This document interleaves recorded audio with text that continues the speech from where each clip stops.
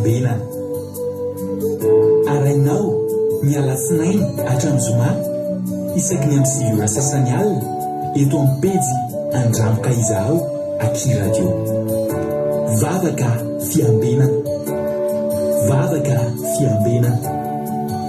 Apokalipsy 1:20 ny 15 ary nahita aho fa indro ny tanàna masina dia Jerosalema vaovao midina avy any an-danitra tamin'Andriamanitra, voahomana tahaka ny ampakarina efa miaina eo amin'ny vadiny. Vavaka fiambena, vavaka fiambena. Arainao ny alatsinainy atramizoma isaky ny am'sivora sasany alina eto amin'ny pejy andramboka izaho Aki Radio. Vavaka fiambena, vavaka fiambena. Vavaka fiambena, vavaka fiambena. Arainao ny alatsinainy atramizoma isaky ny am'sivora sasany alina eto amin'ny pejy andramboka izaho Aki Radio. Vavaka fiambena, vavaka fiambena. Apokalipsy 1:20 ny 15 ary nahita aho fa indro ny tanàna masina dia Jerosalema vaovao midina avy any an-danitra tamin'Andriamanitra, voahomana tahaka ny ampakarina efa miaina eo amin'ny vadiny. Vavaka fiambena, vavaka fiambena. Arainao ny alatsinainy atramizoma isaky ny am'sivora sasany alina eto amin'ny pejy andramboka izaho Aki Radio. Vavaka fiambena, vavaka fiambena. Halleluja. Dia amin'ny fivelina lehibe indray ny antsika amin'izao fotoan'izao raha lasana vavy malala. Falibe indray tena miarabanao eto anatin'izao fandarantsika vavaka fiambena izay rano fandarana andramboka izaho ny Aki Radio ny mpikambana anatin'ny groupe izay maharesy manona fiadanana tompo amintsika rehetrarehetra ary matoky sy mino fa ifampahireto indray tsika amin'ity androany ity. Dia tonga soa tsika rehetrarehetra dia maharetatra amin'ny farany daholo rehefa mba tonga eto ihany ianao dia manarota hoe mba mahatratra amin'ny farany aza maika ny ala fa za mino fa tsy tonga fotsiny teto ianao fa tena misy raha ilan'ny tompo anao. Halleluja. Tsy kisenasena ny atongavanao eto fa resy lahatra efa misy raha ilan'ny tompo anao ka dia maharetatra amin'ny farany dia tahiny tompo daholo isika menakavy. Raha androany anao vao tonga eto dia aza hovaina aloha ny telefônina anao fa arahoatra amin'ny farany inona no afatra Andriamanitra tiany tongany aminao amin'ity androany ity. Dia tahiny tompo isika rehetrarehetra. Ety am-panomboana aloha dia efa mitenanareo sady hoe ohatry ny hoe fahitako ny fandarantsika dia ohatry ny tsy haharitra fa ho tapaka loloha satria mety ho tapaka satria aty amiko aty zao dia efa ohatry ny misy somary signal kely tsy haiko nareo na mahita tsara daholo na maharaka tsara daholo mietsika tsara ve ny sary koa inareo tsara ve ny feo tahiny tompotsika rehetrarehetra androany aloha dia manam-piandry ny valiteninareo dia omena tsojano izay niditra voalohany. Halleluja. Izy moa niditra voalohany teto amintsika teto androany raha mbavintsika maheno soa avy any Italia no niditra teto voalohany tamin'ity androany ity. Misaotra anareo mahita tsara sady maheno tsara. Halleluja. Isaoran'Andriamanitra izany fa nety amiko izany somary eo ihany ny connexion. Tahiny tompo raha nambavy maheno soa dia mena io me manambotsotra dia hitako avy aty ambany aty tahiny tompo arabaiko manokana hoe me manambotso satria any Madagasikara mantsy izy izao dia mbola mahita fandarana ihany izy. Androany ny tsodrano azotsika tsodranontsika dia omena ny ranavavy ny maheno soa any Italia miaraka aminareo any Madagasikara, nareo any Koweït, Arabie Saoudite, any Chine dia tahiny tompo daholo isika menakavy isika tsirairay avy. Ity ny tsodrano ary ao amin'ny boky Isaia 7:20. Isaia 7:20 andininy fahavalo sy fahasivy ny tsodrano omena anareo androany ranavavy maheno soa sy nareo any Arabie Saoudite, any Koweït, any Chine ary any Madagasikara. Halleluja. Isaia 7:20 andininy fahavalo sy fahasivy ny ten'Andriamanitra manao hoe amin'ny Jesosy fa hoy izy oloko tokoa reo dia zanaka tsy mba handainga ka dia tonga mpamonjy azy izy. Tamin'ny fahoriany rehetra dia nioroko izy ary ilay anjely ny tavany namonjy ireo ny fitiavany sy ny famindram-pony nanavotany azy sy ny fivinany azy ary nitondrany azy tamin'ny andro taloha ela rehetra. Halleloia, amen. Fitiavana sy famindram-ponina navitan'Andriamanitra atsika sy ny nivimbilany anareo nitondranareo tamin'ny andro taloha rehetra. Isaia 63:8-9 notsodrano voarinareo tamin'ity androany ity ary rahalahy sy anabavy malala dia tahin'ny tompo isika tsirairay avy. Raha maheno soa niditra voalohany teo marako moa izy efa izy voalohany fa nisy fandiso kely raha izy vao tena izy mihitsy sakatoko. Ny anamaheno soa ao Italia artizana de Madagasikara vavy Lina ato France ato Marie Hortensine any Koweity tahiny Jesosy tonga soa daholo razana soa Sylvie Arabie Saoudite ranabavy itody Raonsoa ato aty France Kada Kamalala France Zamina Kamaradin Jesosy France tahiny tompo Iaina France ny aina maheno soa Italie Elisa Tsiala Koweity ranabavy Marie Eulalie Rodine Marie Koweity tonga soa Angoderina Solo France eme manambotso Madagasikara. Halleluia, fa France izy fa lasa nandehanao vacances any Ratarina Marie Charline Madagasikara tahiny Jesosy tonga soa ihany koa Selina Rosemina France dia tonga soa ihany koa Iama Koweity dia izy ny taorina ny Iama fa tsy mety hitako le soratra. Erika Raka, halleluia, France, Sandolan Jesosy Koweity, dia Bartella Madagasikara tonga soa Mampionina France, Tina Rakotoazaka France, Mami Koweity, dia tonga soa ihany koa i Marie Hortensine efa niteneniko teo. Soameva France nanana nify nanala nify tahiny tompo sotrana soa. Angelina Rodriguez Arabie Saoudite, Angelina Diamant Chine, Tsiramboala Miel Nambina France, Miria Randria Malala sady faramirabanao zay satria androany vao hitako teto izany anarana hoe Lydia Miria azafady Randria Malala tonga soa ianao dia fanipezay mandray anao dia maretatra amin'ny farany manabavy Miria. Raha ohatra azonao soratany hoe avaiza moa misy anao dia mba ho tadidinay ao arina mbola miditra eto anao arina hoe manabavy Miria aiza moa misy anao. Tahiny tompo Marijo États-Unis tozy Jesosy mandrakizay Allemagne, dia Marina Tiana Canada, Jesosy Mpandresy mihaja Madagasikara, dia misy voadingana izy zany Felana Rakoto Madagasikara, France azafady, Ajaska Patitsi France, Rahalahy Alain ny apôstôly Madagasikara, Kodanila Belgique, Andoandry France, Falreto France, Razana Monika Koweity, Angelina Diamant efa teneniko teo, Rahatary Marie Charline efa teneniko teo, Lovitina France, Soameva efa sitrana Rasoa, tahiny tompo Rasoa. Vatea Madagasikara hony Miria Randria Malala misaotra anao namaly dia maretatra amin'ny farany dia tahiny tompo isika menankavy. Miloha ny zavatra rehetra aloha dia tahaka ny mahazatra ihany dia dalohantsika ametraka ny fotoana ampilatanan'Andriamanitra. Hivavaka androany ny programantsika ny ekipa miaraka amiko eto androany dia nivavaka fanombohana dia Rahalahy Alain ao Madagasikara ao, dia nivavaka firenena dia navavitsika Sandola. Ny tonanten'Andriamanitra kosa dia mampionina. Halleluia. Andao ary sisisona ranabavy maheno sony amin'ny tsodrana. Andao ary tsika hivavaka metraka amin'ny fotoana ampilatan'Andriamanitra dia miverina eto tsika rehefa aveo mbola heno hery tsika zay vohiditra amin'ny tenin'Andriamanitra. Tahiny tompo Rahalahy Alain anao ny fitenenana. Pasteur Menakavy, tahiny tompo tsika tsirairay avy tonga manaraka izao vavaka fiambinana alina izao indray dia araka hivavaka sika amin'ny anaran'i Jesosy.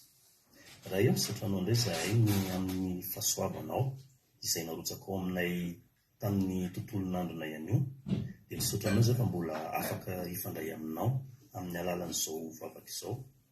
Ka petraka feno eo ampelantananao petraka feno eo ampelantananao Jesosy izao fotoana izao, dia manatreha anao Jesosy eo fa tena mila anao izahay tsirairay avy eto.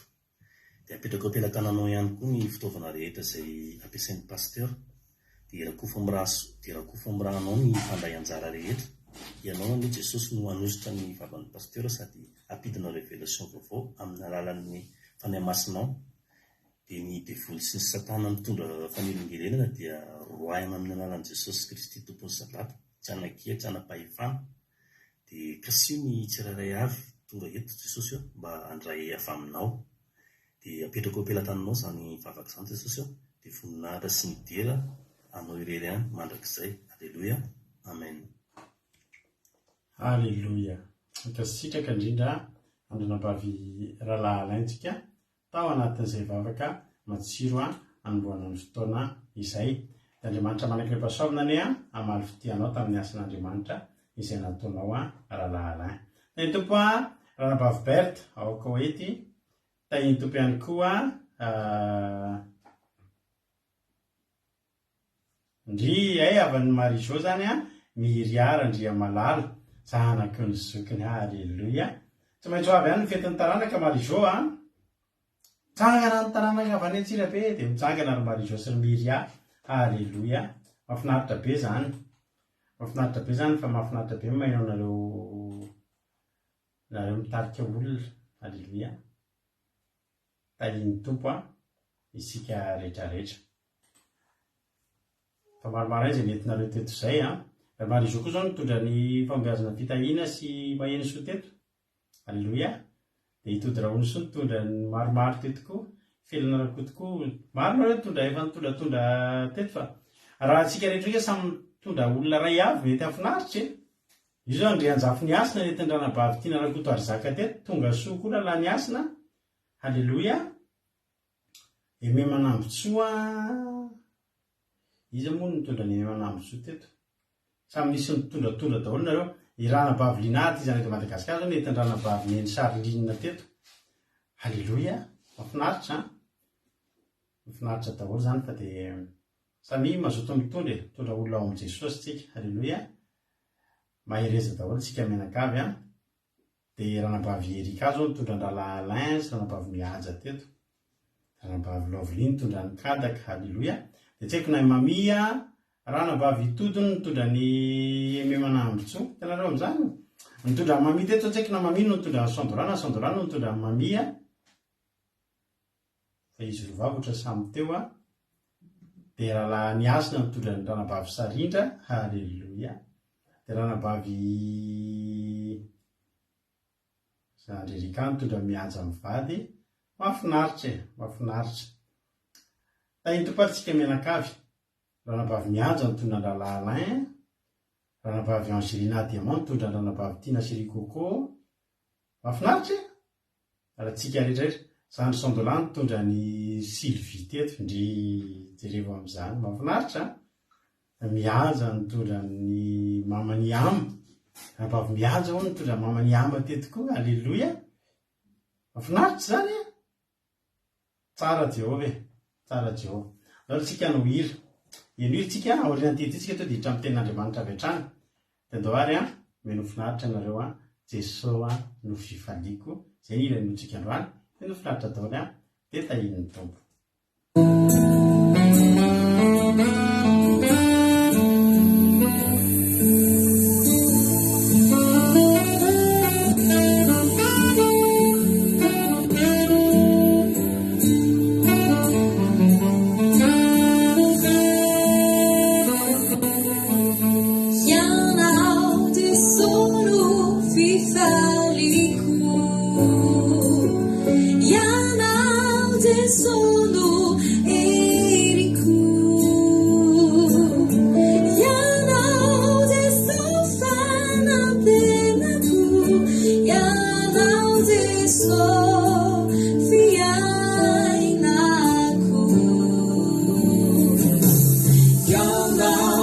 Sono fifalico sono heniko ianao de sofanantenako ianao de so fiainako ketimilato kuafa faya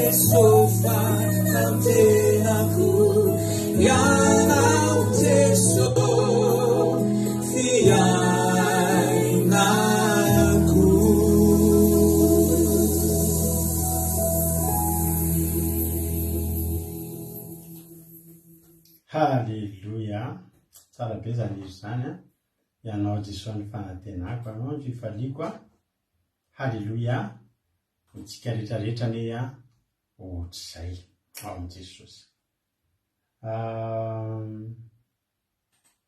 Raha tsika hiditra amin'ny ten'Andriamanitra. Ten'Andriamanitra inoantsika moa androany a, dia ten'Andriamanitra izay nentin'ny mampionona omaly a, tao anaty Jesosy natojo. Ten'Andriamanitra izay nentin'ny mampionona tao anaty vavaka maraina omaly a, no velabelarintsika eto androany. Betsaka aminareo moa tsy maheno vavaka maraina nefany a, hitako hoe tsara ihany a mba hainontsika ny vavaka maraina, fa dia tena mibe, tena mandray zavatra be dia be ao anatin'ny vavaka maraina, mampahery. Dia tiako mba hoe averina eto zany androany a, dia androantsika hifampahery a amin'ny araka amin'ny mampionona ao anatin'ny vavaka maraina izay nenontsika omaly ihany. Misy aminareo nefa nanatrika an'izany a, ny mahasamihafa azy zany androany mba misy famelabelarana, Zay no avantagenareo androany. Hoana izy mbola tsy nare dia andre mihitsy nareo androany. Eny ary tahiny tompo ary to dia rehefa tsika ary nitoriteny rehefa vita moa nitoriteny dia miverina eto ihany ny tenako mamelabelatra indray ny tenin'Andriamanitra miaraka itsika rehefa. Ny finaritra dorary dia tahiny tompo azagaga nareo tsy miraba tsony izy efa niraba izy tany amin'ny voalohany fandarana fa tonga dia efa eo amin'ilay toriteny no piquetsika ilay vidéo dia lasa ary tsika tahiny Jesosy mino finaritra daholo.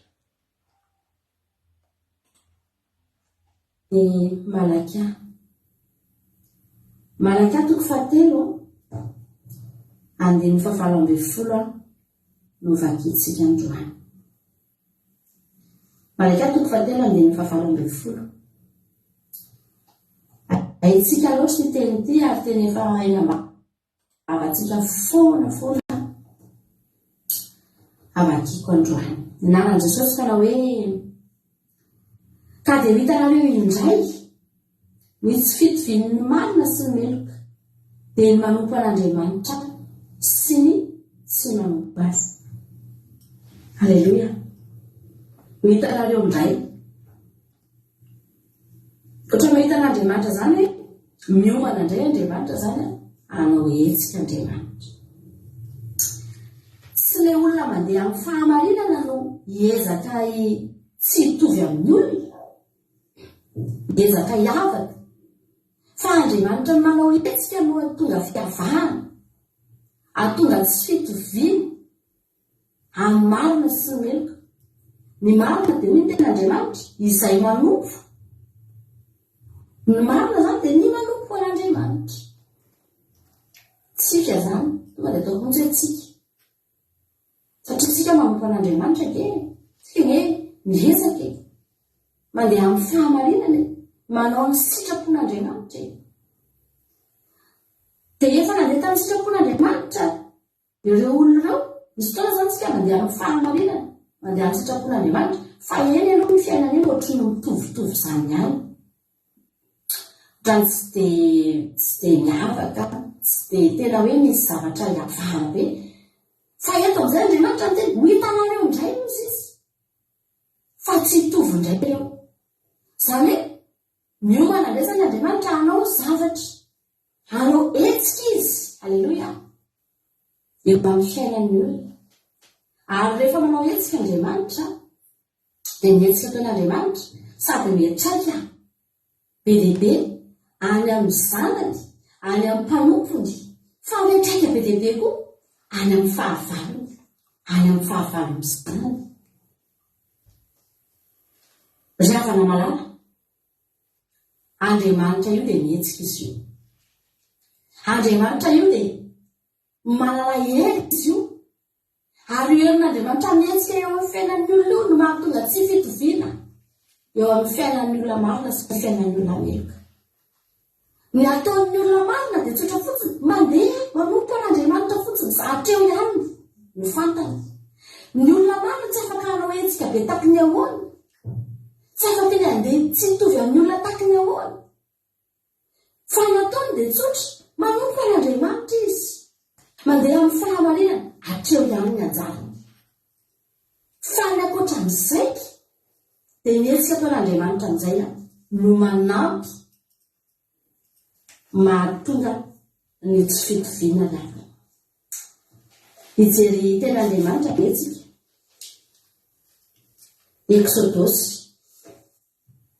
Exodosy ane toko fahaenina dia vakitsika amin'ny anaran'i Jesosy hoy ny ten'Andriamanitra. Toko fahaenina andininy 1. Hoy Jehovah tamin'i Mosesy, ankehitriny ho hitanao izay ataoko amin'ny Farao, fa ny tanako mahery nandefasana azy, ary ny tanako mahery no androany azy amin'ny taniny. Mosesy Jehovah, ho hitanao ny Mosesy nataoko amin'ny Farao, anao hetsika zany Andriamanitra. Dia mihetsika taon'Andriamanitra mihetraikany amin'ny zanak'Israely, fa tena hetraika ngeza be koa any amin'ny Farao dia avana malala. Misy taontsika teto ny toritentsika dia adiny sary Andriamanitra. Asa tadidinareo izay toriteny izay. Izany hoe Andriamanitra, Jehovah mifanarina amina Andriamanitra bala ohatra. eto ndray Jehova dia ifanandrina amin'ny Farao. Aleloia. Fa zao ny zavatra tsy maintsy misy olona foana sy olon-tena andreo Andriamanitra reo. Bana rehefa nisoritra teny voatra Karmely, niady tamin'ny Eli nandatsaka afo, dia nitondra ny mpaminany ny bala izy efa 500 nisy ny mpaminany Asera ihany koa 100. Reo zany nisorite. Fa ny Jehova Eli tsy maintsy misy fotsiny, fa anankiray dia ampy tsy maninona, fa tsy maintsy misy. Aleloia. Fa Jehova anino lasa izy. Aleloia. Eto indray Andriamanitra dia ifanandrina amin'ny Farao. Hoentanao ozy izy Jehova ny hanaovako an'ny Farao. Miomana zany Farao fa andray ny valinasana izy. Ary tsy ny zanak'Israely ny andraisany valikafatra ny avana, fa ny Andriamanitra ny zanak'Israely. Ianao io, tsy tsika ny andraisany fahavalitsika valikafatra, tsika tsy mpanao vengeance. Ary isika na atao ratsy tsika, na tsy atindry azo lentsika, ninona zavatra atao antsika atao tany eto, ampahoriantsika, fitahana isika, dia tadidio tsara. Fa isika dia tsy havenan'Andriamanitra manao vengeance. Tsy mamaly faty zany tsika, fa mihetry tsika dia manaiky tsika na dia ampahoriana azy. Jesosy dia niteny mihitsy raha misy mametraka olaka-vidy meo azy koa nilana. Manaiky tsika manoloana ny zavatra mitranga. Fa zao Andriamanitra no manao mamaly. Ny hetsika ataon'Andriamanitra no mitraikany amin'ny fahavalo. Aleluia. Rehefa niantso amin'ny Mosesy Andriamanitra, Mosesy Andriamanitra, reko ny fitarainany zanak'Israely any amin'ny tany Egypta, mijaly ireo zanako ireo. Manomboka eo Andriamanitra, efa nanomana izy. Ny tena marina, 20 taona Andriamanitra nanomana io hetsika nataony. 20 taona ny zanak'Israely nanomana iny, andefo. Tsy mahafantatra ny inona mihitsy ny zanak'Israely. 30 analala 20 firy. 30 analala 30 efajatoko analala 50 sy 300. 50 sy 300 taona zany nanonevozana ny zanak'Israely no nanomboka efa nihetsika Andriamanitra. Fa tsy fantatra ny zanak'Israely mihitsy hoe aika any amin'ny ranon'Ely any misy zaza efa 50 sy 300 makasitraka zanitsoro. Misy efa hetsika ataon'Andriamanitra ny ambonimbony ranon'Ely eny, misy zaza mandehandeha eny anaty zozo eny. Fa Andriamanitra efa mihetsy. Fa tsy mbola niantraika tamin'ny zanak'Israely mihitsy aloha ilay izy. Fa ny zanak'Israely mbola andeha foana. Nampahoriana. Efa 10 taona tateoriana andeha ranon'Ely ilay zaza kely. Lasa indray miovana eny tantara mitsoka niala tao Egypta Mosesy. Efa 10 taona izy niala tao Egypta. Efa hetsika ataon'Andriamanitra daholo zany, fa ny zanak'Israely mbola andevy ihany. Mbola eo aloha miaritra. Afaka efa 10 taona, 20 taona Mosesy teo amin'izay vao tonga Andriamanitra. Tonga amin'izay Andriamanitra niteny tamin'i Mosesy, andeha any. Zao avy ny ataonao, teneny. Efa reko ny fitarainan'ny oloko. Midina azy ao, efa midina azy ao, hamonjy azy. Fa navany mbola tsy teo ny eo koa ilay izy. Lasa Mosesy mbola tantara lava be ngeny afany io hoe. Ny nifandaharan'Andriamanitra sy Mosesy kosa aloha dia efa fotoana naharitra. Ny nitadiava Mosesy ny Arona mbola fotoana naharitra. Fa maniny Andriamanitra efa miasa. Dia lasa nandeha miverina nakany amin'ny tenany. Ny fanomanana ny zavatra rehetra ho tenenina tsy vita mory. Mbola natao atsy atao ny tratranao ny tananao dia avo ay, dia io fa lasa boky. Averena tsofoka indray, dia io fa lasa tsy boky. Atsikazy ilay tena, dia io fa lasa bibilary. Raiso indray, dia io fa lasa tena. Ny fanomanana an'izany kanefa na vita mora. Fa ela. Fa efa misy hetsika, aleluia. Andriamanitra efa mihetsika nafana. Farao ary mbola midehandehaka foana. Mbola mibotsobotsoka. Eo anoloan'ny zanak'Israely mbola tena andefo rehetra, ho aizy eo rehetra, ampahoriko rehetra, ampijaliako rehetra. hitsahako reto hoe fa Andriamanitra efa mihitsy. Lasa amin'izay izy mrahalahy tonga tany amin'ny Farao. Tsika moa tsy hamaky ten'Andriamanitra fa izay ny voalaza any amin'ny Exodosy. Exodosy any amin'ny toko 5, 4, 7, 8, 9, 10, 11, no toriko aminay eto androany fa tsy vakitsika le izy fa fitiantsika le tarafahatsika mifampahely. Dia verina tany amin'ny Farao amin'izay izy mirahalahy dia nanomboka nanao hetsika amin'izay koa izy mirahalahy, nanomboka manalipite any, nanomboka mba nisy zavatra nitranga ihany koa fa mbola ohatran'ny resy ihany aloha. Ny zanak'Israely mbola handeha foana, tsy niova mihitsy, mbola tsisy fiovana mihitsy aloha.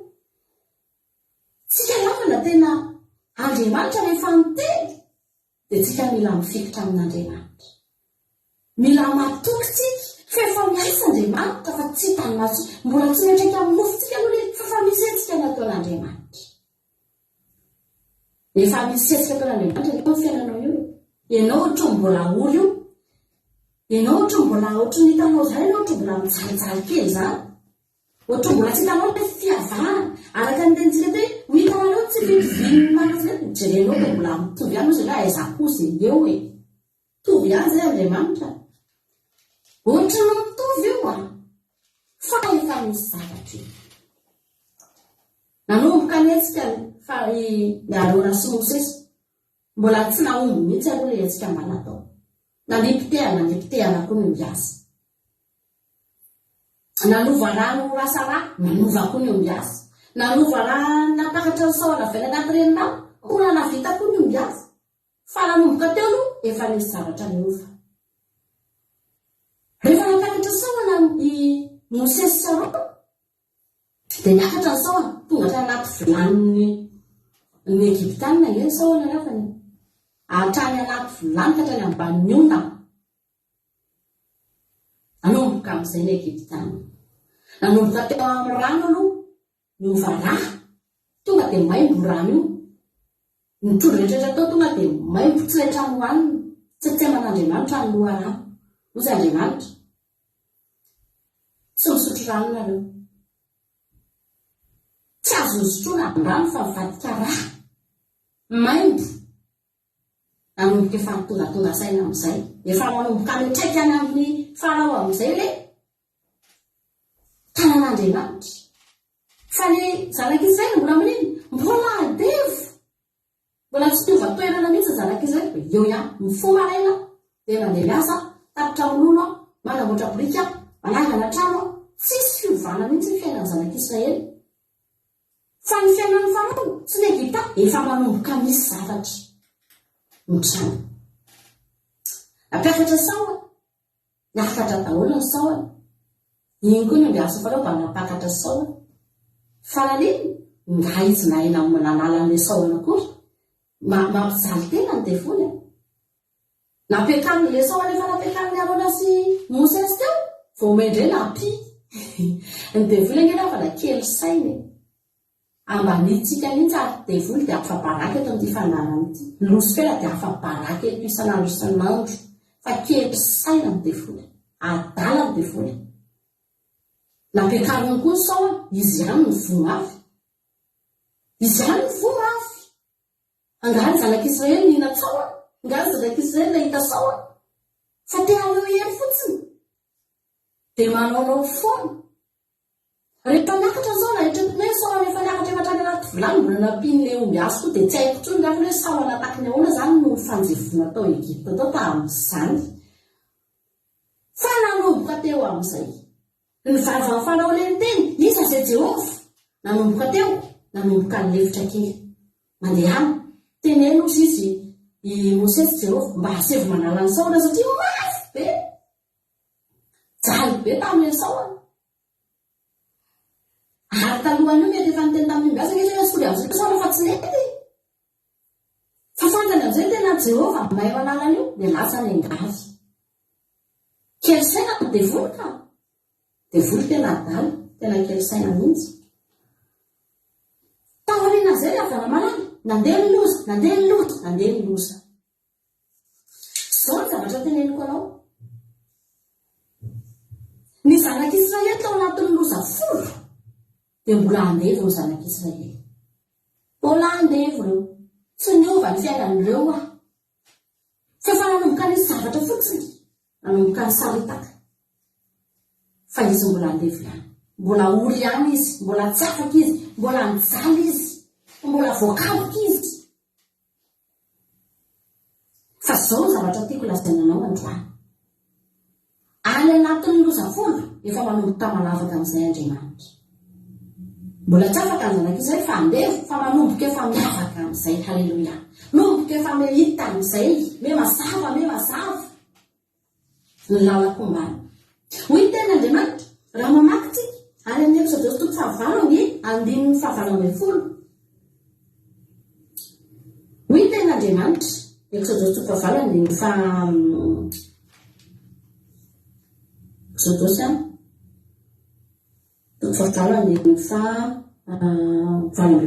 Miaran'i Jesosy, hoy tena Andriamanitra, avako amin'izany andro izany ny tany Gosena izay itoeran'ny oloko, ka tsy mba hisy lanitra ao, mba ahafantananao fa azaho Jehova ao afovoan'ny tany. Lavitra io, loza faefatra.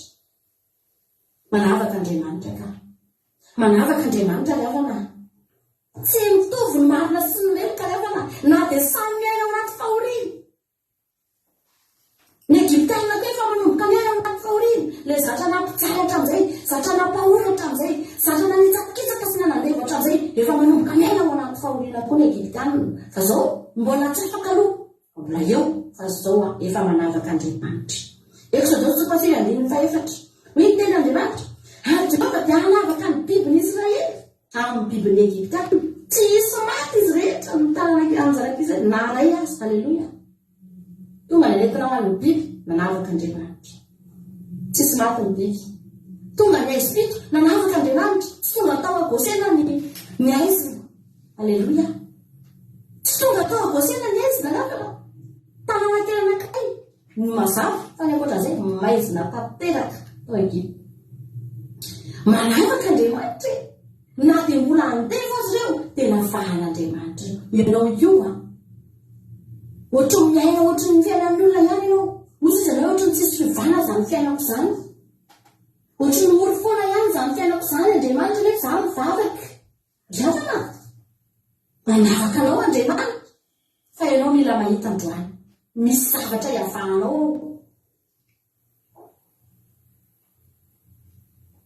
Mila hitanao androany fa mombanao Andriamanitra. Haleloia. Na dia mbola eo azy ianao. Ho avy ny fotoana anankiray tena ialana eo mihitsy. Tena ialanao tanteraka eo mihitsy. Tsy harenesanao amin'izany intsony. Fa zao anao, mbola Andriamanitra maneho ny heriny aloha ny eto. Any aneho ny heriny aminao, dia aneho ny heriny amin'ny fahavalonao. Haleloia. Misy fotoantsika manontany fa maninona Andriamanitra ny tsy mety mitsara ty zavatra mahazo anaty? Maninona Andriamanitra no tsy mety mitsahatra ity zavatra mahazo anaty? Manontany an'izany anetsika ry havana malala. Manontany an'izany tsika. Fa zany zany te hampahery. Haleloia. Te hampahery anao be mihitsy ty androany ity rakana. Fa Andriamanitra tena tianao. Ary Andriamanitra tena mombanao Andriamanitra. Misy tena Andriamanitra jereko kely.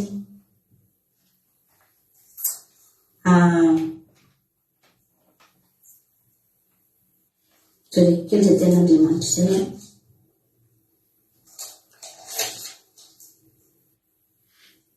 Vetivetika satria ampahery antsika.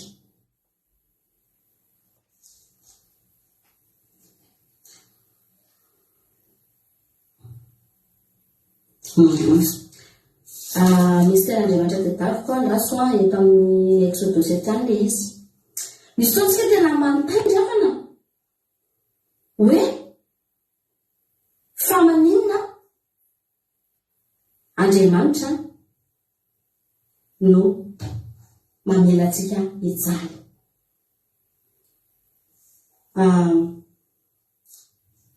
Fanontaniana mipetraka amintsika io. Ary fanontaniana tena manitikitika ny saitsika. Lasoatsika file verset. Misy toa Andriamanitra miteny amin'ireo ihany raha mba hitanareo ozy izy Andriamanitra hoe raha ny tena marina eo izy Andriamanitra afaka naringa ampianao ry Farao, afaka naringa an'Andriamanitra teo eo Farao. Fa zao natonga an'Andriamanitra tsy nandingana ny Farao teo eo dia hoe ny tena Andriamanitra mba hampisehoana aminao ny heriny sy mba hampalaza ny anaran'Andriamanitra, hanambarana ny anaran'Andriamanitra manerana n'ity zao tontolo zao ity. Zay izay teniteneniko zay. Fa eo amin'ireo verset ireo ihany izy fa tedaviko ilay izy dia mbola titako. Raha hitanareo zay dia mba tenenina azafady. Tsy voloko ianao ozy izy Andriamanitra satria ny tsy hamonoko anao dia tsotra. Tiako halaza maneran-tany ny anarako. Tiako halaza ny anarako. Halleloja. Dia tsy mamono anao aho. Ozy isika fa maninona Andriamanitra no mampahory antsika ny indray. Riavana. Za teteny aminao fa io tantara io tantaran'ny zanak'Israely io ny avana malala tany amin'ny tany Egipta io. Dia zao io tantara tena anisan'ny malaza ato anaty Baiboly. Ary tsy mahafantatra an'io. Tsy mahafantatra an'io. Raha mbola olona maneran-tany angambany na kristianina na tsy kristianina tsy mahalala n'izany tantara izany hoe ny zanak'Israely, ny loza folo, ny ranomasina mena, Farao, ny Egiptianina tsy mahalala an'izany. Mahafantatra an'izany daholo. Halleluja. Io ilay teny Exodosy 6 andininy fa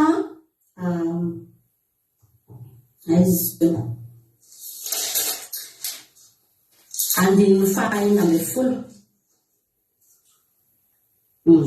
Halleluja. Io fa hitako ilay teny Exodosy hitena fa namalany 6 andininy fa 40 fakitsika ny anaran'i Jesosy. Kanefa izao indrindra no nampaharetako anao dia ny ampahitanao ny haiko mba hambarany amin'ny tany rehetra ny anarako. Halleluja. Mbola mirehary amin'ny oloko ihany fa ianao ka tsy handefa azy. Misy fotoana Andriamanitra manamora fonofony Farao. Tsy mbola mamera ny zanak'Israely fa rehefa koa izy tsy mandringana amin'ny Farao. Azo Andriamanitra natao kely avana malala ny tonga dia mandringana amin'ny Egiptianina rehetra tamin'io andro voalohany eo tsy niandry ranomasina mena. Dia mametraka an-tanitsika nefa maninona Andriamanitra ty zavatra mahazo anatiny tsy netaky fa maninona Andriamanitra no maninona raha mba tonga dia arindranao fotsiny zao dia vola. Ozy daholo ny olona fa maninona any navelany dia ety an-taniny dia vola ninana sy na dia vola. Ampaharetan'Andriamanitra ny avana Farao mba halaza ny ananan'Andriamanitra, mba ho fantatra eran'ny tany rehetra ny anarako i Jehovah. Dia ampaharetako ianao fa azoko ataony mamono anao. Riavana. Isika reto misolo tenan'Andriamanitra isika no miady eo amin'ny tenan'Andriamanitra, miady amin'ny fahavalo. Misy fotoana rehefa manao délivrance mahatsara ny loza folo mihitsy any avana.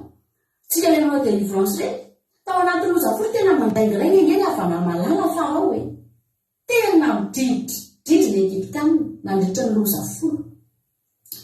Dia ohatra tsika manao délivrance miala Jesosy efa mijaly fa tsy mety mbola mety miala. Dia iny fa misy kely ihany miala karantsy dia mijaly fa mbola tsy dia ohatrany eo mihitsy. Mijaly fa mbola fikiriny ihany ny zanak'Israely. Zay ohatsy avela. Tsy avela koa. Anary eo satria zatra nanjakazaka loatra Farao. Fa tonga amin'izay tsy zaka mitsony. Halleluja. Tsika lavana tena afahan'Andriamanitra. Ary za tena teteny aminao androany. Andriamanitra raha mampandalantsika zavatra nendray tsika ohatry miandry eny, nendray tsika ohatry mbola mijaly. Fa za teteny aminao Andriamanitra tsy manao sorona ny zaman'izany. Andriamanitra lavana tsy mpanao sorona Andriamanitra. Ny devoly no mpanao sorona. Jerena anao daholo eny ny atototeny mitraka aminy tamina 520 tonga dia tapa-doha maty daholo. Satria maninona? devoly mpanao sorona ny Egyptiana hatramin'ny kalesy sovaly tonga dia levona tao anaty ranomasina daholo sorona sorona ny tanatoa ny Egypta sorona lefana fa ny Andriamanitra tsy manao sorona antsika zany Andriamanitra mampanalo antsika zavatra izy mampanatra antsika zavatra izy fa Andriamanitra ihany avy eo matiny sady manafaka antsika Andriamanitra no mampiakatra antsika Andriamanitra manandratra antsika Andriamanitra tsy mamela antsika ho faty Andriamanitra zao tsy navelan'Andriamanitra ho faty tsy navelan'Andriamanitra ozy izy Andriamanitra tsy azo laoka tiana nena tsy azo laoka tiana ozy Andriamanitra eken'Andriamanitra ny fandalovantsika ady eken'Andriamanitra ny fandalovantsika zavatra mahamay fizahan-toetra mahamay ady isan-karazany eto amin'ity tany ity fa tsy eken'Andriamanitra ny anaovana sorona ny fiainantsika tsy manaiky an'izany Andriamanitra ary tsy Jehovah zany fa ny devoly dia tena manao sorona ary ny devoly izay maty amin'ny maty tsisy rarahina an'izany fa maty daholo ny azy maty fatolona mikararana ry hafana tsy maintsy tonga ny fotoana ialany zanak'Israely eo andaozany andro Egyptiana ireo tsy ho hitany mandrakizay intsony ireo fa miaritra kely aloha izy miaritra kely aloha izy satria Andriamanitra mampiseho ny heriny amin'ny Egyptiana io fiainanao io mety ozy izy ianao hoe tena tsy miova mihitsy amin'ny fiainako zany Andriamanitra zavy Andriamanitra mba efa mivavaka dia ianao nefa ny tena ataonao hafa manompo sy ny tsy manompo jereny efa zaty ry hafana tena hafa ianao io aza miteny azantsony ianao hoe mitovy amin'ny olona ihany azany tao ohatra ny kaikaiky ny zako ty tao amin'ny kaikaiky tao mijaly ny olona zako ty tao mijaly fa miavaka ianao misy zavatra anafahan'Andriamanitra anao arovako amin'izany ozy izy ny ten'Andriamanitra ny tany Goseny arovako ny zanak'izy tsy maty na dia ny biby fiompy azy na dia ny biby fiompy azy avy hafa na tsy avelan'Andriamanitra ho faty dia ahoana ny zanak'Israely no avelan'Andriamanitra ho faty ny biby azy arovany satrany aretina fa Andriamanitra mbola manino mbola maneho ny heriny fotsiny Andriamanitra mbola eo ampiadina izy rehefa manalo ady ianao dia zao tenena eo ampifanandrinan'Andriamanitra io eo ampifanandrinana amin'ny devoly indray Andriamanitra io miandry ako aleloia ny anjarantsika dia miandry fotsiny tsika rovina ilay fotoana hitenenana amin'izay hoe mandehana rovina io fotoana hitenenana ny farao io ndana amin'izay io tandrasantsika io aleloia miandry no ataontsika miandry amin'ny faharetana isika ereto ry hafana mangifiry ereto fa vitanao io Andriamanitra efa manavaka anao ao anatiny io aleloia tianao Jesosy tena tianao Jesosy tsy moramora ny andro ny loza folo tapitra ry havana malala tsy moramora tamin'ny zanak'Israely nandeha ny loza ray nandeha ny loza roa nandeha ny loza telo ry havana fanontaniana tahakiny ahoana nefa tokony mipetraka na zany Jehovah sao dia mbefa tsy rariny toa fa mba tena avay amin'izay zay fa maloza firy zay tsy mora ingeny havana malala ny andro anio hoe fa mbola ny andro tsy maintsy vita aloha ny loza folo tsy maintsy tapitra ny projet an'Andriamanitra zay io vao tonga amin'izay mandehana amin'izay nareo tany eto ny alem-behivavy ndana amin'izay zay no andrasantsika ny hafana malala ary ny fatsika tafavoakeo dia tadedio tsara fa zanak'izay tafavoaka teo tsy niverina teo tsony tsy nandevozina teo tsony izy fa lasa izy nandeha mbola nanenjika ny Egyptiana ye ny Egyptiana afaka manenjika fa tsy mahatratra tsony tsy mahatratra tsony fa mepita ranomasina dia mandroso tany Kanana no tanjona ry havana malala tianao Jesosy maherezitsika rehetrarehetra maherezitsika rehetrarehetra fa amin'izao andro faran'izao tena fotoana tena fifanandrinana izao ary mifanandrina amin'ilay bibidia Andriamanitra amin'izao fotoana izao mifanandrina amin'ilay dragon'Andriamanitra amin'izao fotoana izao ry havana fa aza taitsika ataontsika dia izao mipetra foana eo amin'ny toerany marina dia ny manompo an'Andriamanitra fa tsy manompo azy fa ho hitanao ny fotoana ampandresen'Andriamanitra aminao aleluia inao fa nampiaratsika izany ten'Andriamanitra izany voninahitra ao an'Andriamanitra irery any aleluia amen aleluia saotra an'Andriamanitra atao anatin'izany teny zany a misaotra ny mampionona tao anatin'izay toriteny mahafinaritra zay netiny a tao anaty vavaka maraina ho maro zay amin'nylakamisy ndray tsika miaraka aminy anaty vavaka maraina. Alleloia. Dia misaotra antsika rehetra koa makasitraka azy mampahery azy a amin'ny toriteny. Raha misy vola tsy voarapako aloha no idirantsika amin'ny famirabirana dia arabaiko ihany nareo a efa narabaiko taolo ihany ka nareo rehetrarehetra zao. Tsisy olona hafa mbola tsy voarapako a. Bartel efa narabaiko a, Andrandre efa narabaiko a. Efa voarapa daholo. Alleluia. Tahiny tomparintsika rehetrarehetra. Eto aloha za dia manao anina kely ty tsy ary ty mba hitako ty ranavavitsika Angelina Diamond. Zao a mampitapitaina koa mora misy zava-mahasoa eto. Alleluia. Amela ay ianao ranavavy Angelina fa ho iteny kely momba anao eto ahako. Any Chine ondry avana amin'izao a misy karazana ohatray liquidation ana entana. Tsika mantsy eto dia mifanasoa. Alleluia. Ka mety mba mahasoa anareo zany. Nareo any Madagasikara tia hampiasa vola, nareo any amin'ny toeran-kafona antsika tia France dia afaka miresaka amin'ny ranavavy Angelina Diamond nareo. Fa misy entana mahasoa be dia be amin'izao tsika miteny zao any a. So dia hanafatra entana nareo avy any Chine. Zay zany a. Raha misy aminareo dia liana amin'izay dia midira MP a amin'ny ranavavitsika Angelina Diamond. Nampitany tampoka andro aminy izay zavatra izay dia mba tiako ampitaina aminareo satria zavatra mahasoa hoe dia hokobonina ho antsika fa na zay ary mety mba heritreritra hiditra amin'izay zavatra izay mahasoa. Tena mora ilay entana nefa qualité tsara. So dia mba mahasoa antsika ajanoko hoe amin'iny fa zay ny amin'ny Angelina Diamond resahanareo momba n'izay zavatra izay.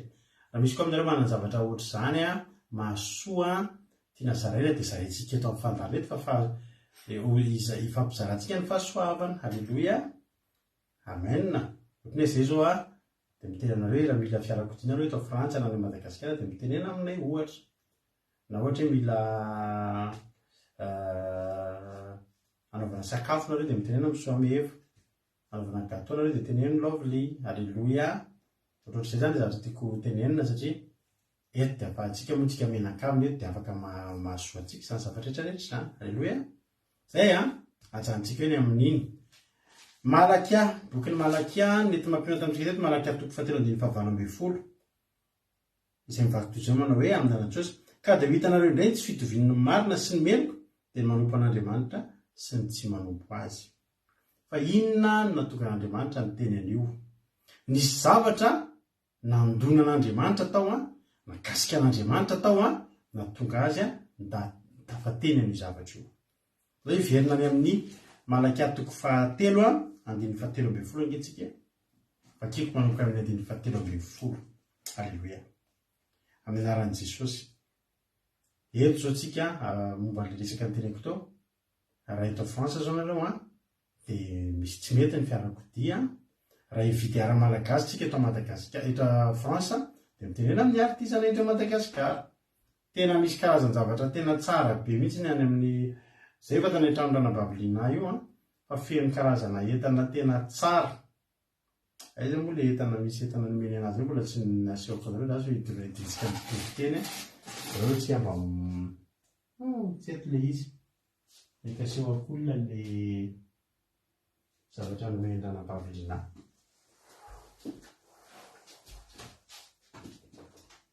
Alleluia. Aty any ilay izy kay.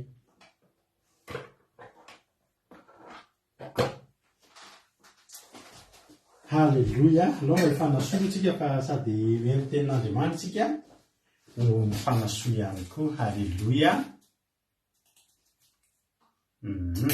Tony zao a tany an-dranam-bavilina tany zareo teny ty le fanomevana meno ranam-bavilina anaty tamin'ny any iny. Tony zao vita amin'ny tandroka. Vita amin'ny tandroka tony ty zao fikokorana lamosina izy ty. Dia na ny ato indray a dia fampidirana lidana hoe fampidirana vodin'ny tongotra amin'ny kiraro ireny. Feno zavatra tsara tarehy be ohatr' izao.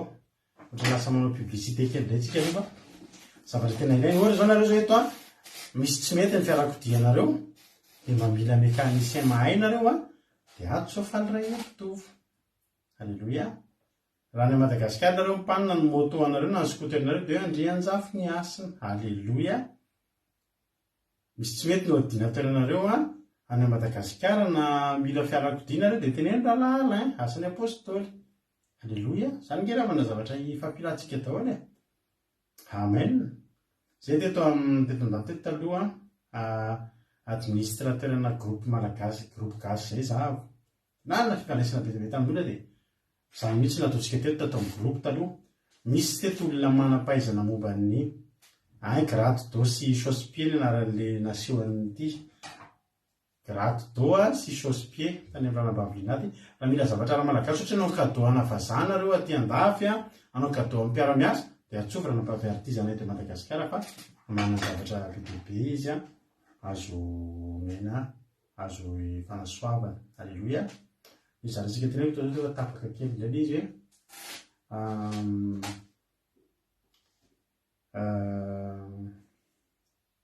tsy tadidiko zay mihitsy ny atsika eto ka ampitsinjo dao mihitsy tsika rehetrarehetra eto. Ny zaresika teneniko teo fa adiniko teo tereka fa velantsika any amin'iny tadidiko azo ihany rehefa avy eo. Dia andao ke jerentsika hoe fananin'Andriamanitra no tapateny an'izay hoe dia ho hitanareo indray tsy fitoviana marina sy melika sy manompo an'Andriamanitra sy tsy manompo. Manomboka any amin'ny andininy 7:30 tsika Malakia 7:30 amin'ny anaran'i Jesosy. Ny teninareo dia teny mahery mamely aho. Ny teninareo dia mahery mamely aho Jehovah. Zany hoe namdona an Jehovah zany ny teny. Nisy teny mahery zany avy amin'ny olona dia namely an'i Jehovah, tena nitsatoka tany am-pon'i Jehovah ilay izy. Ny teninareo dia mahery namely aho Jehovah. Nefa hoy ianareo inona ny resaka nentinay namely anao? Zao zany ny zavatra nakasika an'Andriamanitra. Nandona an'Andriamanitra ty tenin'ny olona izay ny fanaovan'ny olona. Ny teny fanaovantsika io na ny teny fanaovantsika amin'ny tenantsika aza dia ren'Andriamanitra daholo. Aleluia. Ren'Andriamanitra daholo.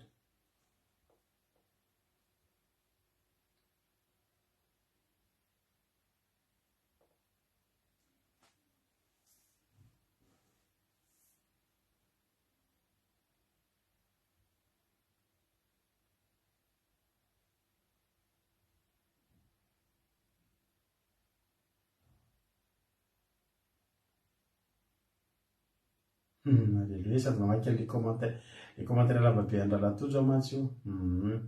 Dia efa tsaho tsony zany izy, efa tsanamely tsony zany izy tsaho hitany tojo tsony zany izy fa dia maheresy tojo. Aleluia. Aleluia. Ny teninareo dia teny mahery mamely aho Jehovah. Nefa hoy ianareo inona ny resaky nentina namely anao? 9:20. Tamin'ny nanaovanareo hoe zava-pohana ny manompo an'Andriamanitra ary inona moa sy ho efa azo amin'ny fitandremantsika izay nasian'ny tandremana sy ny tamin'ny nandehanantsika tapilamba fisaonana teo anatrehan'i Jehovah tokony marina.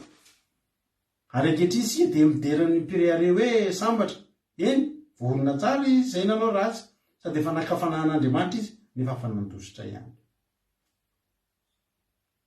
Eto zany tsara fantatritsika fa le olona ho avahan'Andriamanitra eto dia olona samy mpivavaka. Olona samy nanaradian'Andriamanitra. Saingy tao anatin'ny fiarahana dita amin'Andriamanitra tao olona samy niaran-tany didin'Andriamanitra. Olona samy nanao sitrapon'Andriamanitra. Olona samy nitafy lamba fisaonana teo anatrehan'Andriamanitra. Olona samy mitandrina izay nasian'Andriamanitra mitandremana. Fa tao anatin'ireo tsy miresaka olona ny ivelany any Andriamanitra fa miresaka olona samy zanak'Andriamanitra. Aleluia. Fa tao anatin'ireo olona samy efa zanak'Andriamanitra ny zara roa ny resaka. Tao ny teny hoe sinona moa zany mba soazontsika tamin'ny fitandremana didin'Andriamanitra zany. Zava-pohana ho azy manompo an'Andriamanitra zany. Inona zao ny somba efa azontsika? Mitandrina didin'Andriamanitra zao tsika.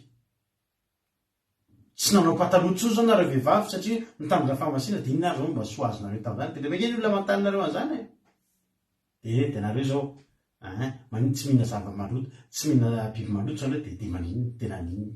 betabe zany apetraky ny olona amintsika zany fanontaniana zany le olona miteny an'ireny mihitsy zany nandona ny fon'Andriamanitra ao anatin'ny olona samy mivavaka ao zany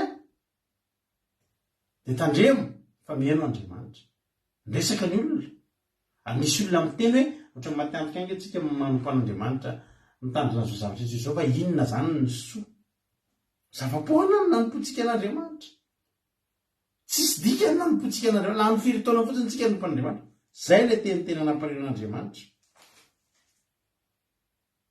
ary reto olona reto dia nahita fa na manao ratsy aza dia tsy naninona ainy na mpanao ratsy nakafanan'Andriamanitra dia afa nandositra any tsy nanina akory tsika fotsiny no mitandritandry reto tsika fotsiny tsy miteny ratsy tsy manao fihetsika tsy motiny eto fa ny olona reny miteny ratsy afaka foana ihany zay zany misy karazan'olona zany miteny zavatra ozy zany reo ny nandona Andriamanitra fa zao hoy Andriamanitra andininy fa 19 tsika zao andininy fa 19 toy an'le teo ihany misy karazan'olona indray faharoa tao anatin'le mivavaka tao andininy fa 19 ary tamin'izany izay natahotra an' Jehova tao zany nisy olona kosa natahotra an' Jehova dia samy miresaka tamin'ny namany avy ary Jehova niaino ka nandre izany tanao Andriamanitra amin'ny teny marary dia voatsindrona fa Andriamanitra amin'ny teny mahafinaritra dia mihaino sy mandre ary voakasika. Halleluia. Amen. Tahiny tompo raha ny asiny dia mahareta hatramin'ny farany. Halleluia. Fa tsara Jehova. Tamin'izany izay natahotra an' Jehova dia samy miresaka tamin'ny namany avy. Tao zany ny olona niteny tamin'ny olona inona ny tena mbatombotra antsika mivavaka tamin'ity Jehova ity nareo hoe tsy leo ny mivavaka amin'io Jehova nareo hoe tsy valeo ny mivavaka fiambenana io inona mba soa azonareo manarana an'io adiny ray zany adiny roa fa misy indray tato olona niteny hoe samy miresaka zavatra tsara ohatra zao anisan'ny zavatra tsara nresandrolona ao zavatra tsaratsara amin'izao hoe isika maka Hebreo ohatra bokyny Hebreo 7 andiny 7 ohatra anisan'izany zao zavatra ohatroatra zany hoe ohatra Hebreo 7 andiny 12 sy 7 vakiko aminaran'i Jesosy tandremony rahalahy fandrao isy aminareo ila anana foratsy tsy mino ka miala amin'Andriamanitra velona fa mifananary isan'andro raha mbola atao hoe anio fandrao isy aminareo ho tonga mafy noho ny amin'ny famitahany ota nananatra zany ny olona hoe tandremo manana foratsy ka hiala amin'Andriamanitra tandremo ohatr'izany koa lany amin'ny Salamo 120 any ao na tenen'ny olona rehefa mihoana ilaza ny fahatsaran'Andriamanitra Salamo 120 andiny 120 ohatra avy mianohana rehetra izay matahotra an'Andriamanitra fa olazaiko izay nataony ho an'ny fanahiko izy natsony mivavako ary mifanandratana azy no teo ambanin'ny lelako raha mahakasitraka ho tatao-poko dia tsy mba niaino ny tompo kanefa efa niaino tokoa Andriamanitra efa niaino ny fivavaka izy isaona ny Andriamanitra izay tsy nandany fivavako ka naisitra ny famindram-pony tamiko tareo nilaza zavatra tsara momba an'Andriamanitra ireto karazan'olona anankiroa sy araiky tamin'ny amin'ny Hebreo sy tao amin'ny Salamo reto reny zany rehefa henon'Andriamanitra nyresaka tatsy ambadika tatsy enina mba tombontso azo tsika amin'ny fanompoana to eto foana tsika to taraiky eto mitandrina didin'Andriamanitra fa enina mba soa inona mba zavatra mivaingana azo tsika anaty zany ato kosa rehefa misy olona miteny lasa zavatra tsara izaharo zalahy tena hatramin'ny nanompoka an'Andriamanitra tena manana fiadanam-po arara retsy inona zao mba nanantsika 4 vesa tomobile sa trano sa inona mba azo tsika ny atsy ambadika atsy miteny rahalahatra amin'ny nanompoka an'Andriamanitra tandremako didin'Andriamanitra io tsy taizana retina intsony izay menakavy rahalahy tsara ny tompo rahalahy henon'Andriamanitra le izy ary Jehova niaino ka nandre zany ary nisy boky nosoratana teo anatrehany ho fahatsiarovana izay matahotra an' Jehova nosoratana ry havana le teny mamy nosoratana tao amin'ny boky ianao miteny mamy an'Andriamanitra isan'andro na dia ianao mandeha rery tsy haiko nareo mba manao ohatranazy za miteny rery ainy an-dalana za dia manao asa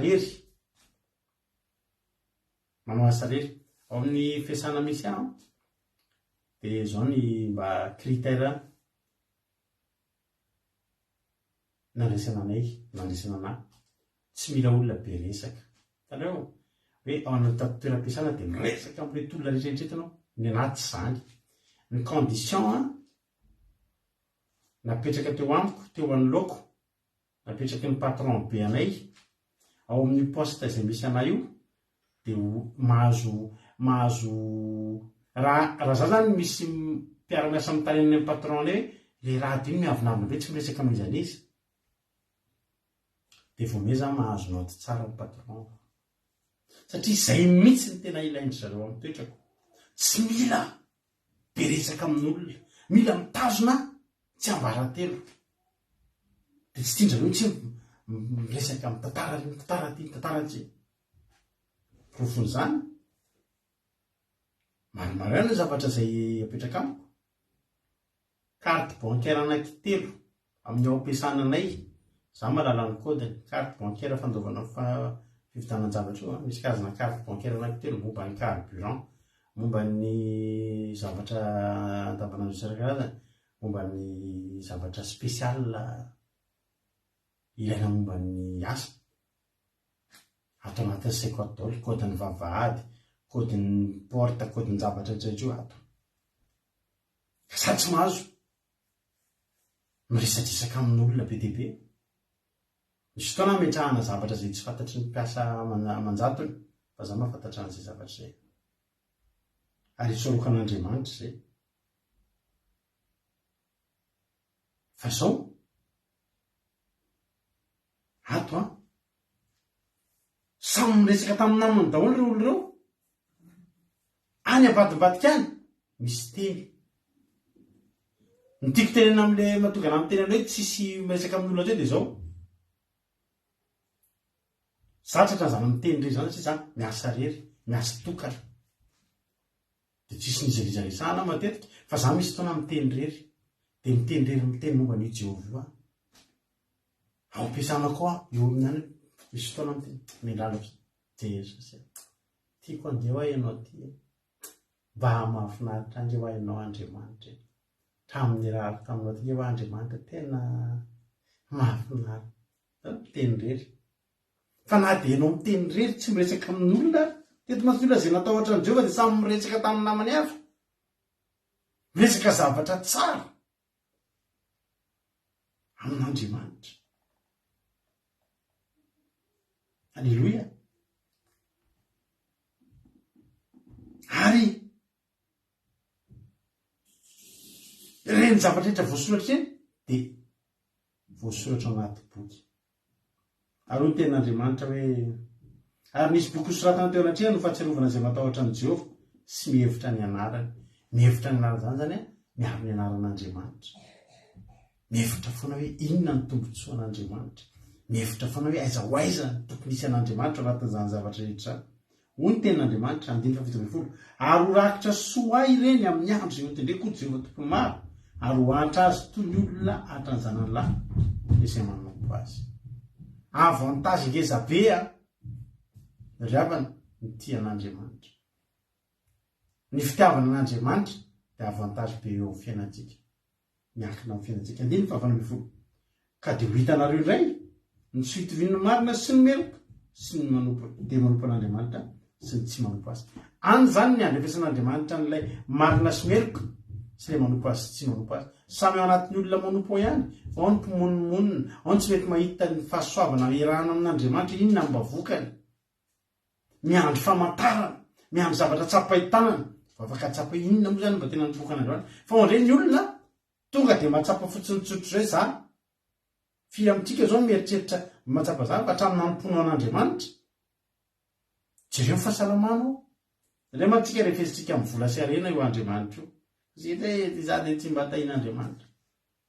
Fa azonao mba havadika vola ve, havadika valeur ve. Zany hoe za hitanao zao dia olona tena sisana aretina. Za taloha farafahakeliny indray mandeha isan-taona marary mafy. Misy tazo mahazo anazy zay dia tonga dia lalako eo am-padriana tapa-bolana indray mandeha isan-taona farafahakeliny hatratran'izay. Dia za dia olona marary fotsy misy ohatr'izany. Saro-po dia malahelo lava dia mihetsika foana ny fo. Dia za diabetika. dia za misy palpitation no le areti-po koa dia matetika voarelatra koa tsy ampy torimaso dia mihetsika ny palpitation dia tsy mahavita ninina na miaina rotsiny tsy vitaka dia fantatry ny olona dia tsy mahazo manao nininy lehilahy be ohatra anazy zao dia tsy mahazo manao nininy fahaizana retina dia mba hitretinareo hoe raha nandeha nitsabona ny ainto zao za soloana ny foko 4 miliara re dia bekeny hoe marary fo ty olo ty tokony soloana ny ainty ny foko ty tokony efa ny soloana ohatrina zao no mitsabo diabeta dia hoe sitrana tanteraka sa tsisy diabeta zany tsotrika tsisy tsy haiko ohatrinona zao izy zany efa nitsabo diabeta ka sitrana dia ohatrinona ny vola laniny iza nanana areti-po iza nanana areti-koditra dia sitrana zao hoditra izao ngery avana taloha tsy hay nijereny zao voalirinina ny andro tsy matafetsika ohatrinona zany zao vidin'izany sa iandro vola tena lela vola re za voatsapay tena tsara ianao Jehova fa mijery ny fiainako a dia alleloia dia io fa zay matahotra an'izao izy samy miresaka tamin'ny namany avy resaka tsara io hoe za rahalahy za soameva tena ohatra anao hoe narary taizana aretiny zao soamevo zao tsy nitsaka tamin'ny aretiny fantany izy ohatrina ny valeran'ny fanasitrananao tsy tsy tsapany zany tsy afaka ho tsapany zany da iny tompo ranabavy angely pagesse alleloia tonga soa ianao ohatrinona ny valeran'ny fanasitrananao zany ry havana tsy zakan'ny calculatrice zany teneniko anao ho an'ny olona tia an'Andriamanitra dia matsapa mieritreritra ohatr' zany hoe za zao tao anatin'ny fahatrako impira efa sisapaty impira sisapaty mandeha mijery rally zay taloha dia mpinamana dia averiko foana ty satria ty tantara ray ty zany efa nika tsy natetra tany anatsony dia zay taloha efa misy rally tany a Madagasikara dia zay ao ampiasana misy le raha eo amin'ny 6 na 7 na 9 hoe tia mijery rally be sady tia manao rally koa moa zany dia rehefa tonga ny rally dia manao programa mihitsy zay rehefa sabotsy ny rally satria matetika ny rally miainga alakamisy tapitra lahady dia rehefa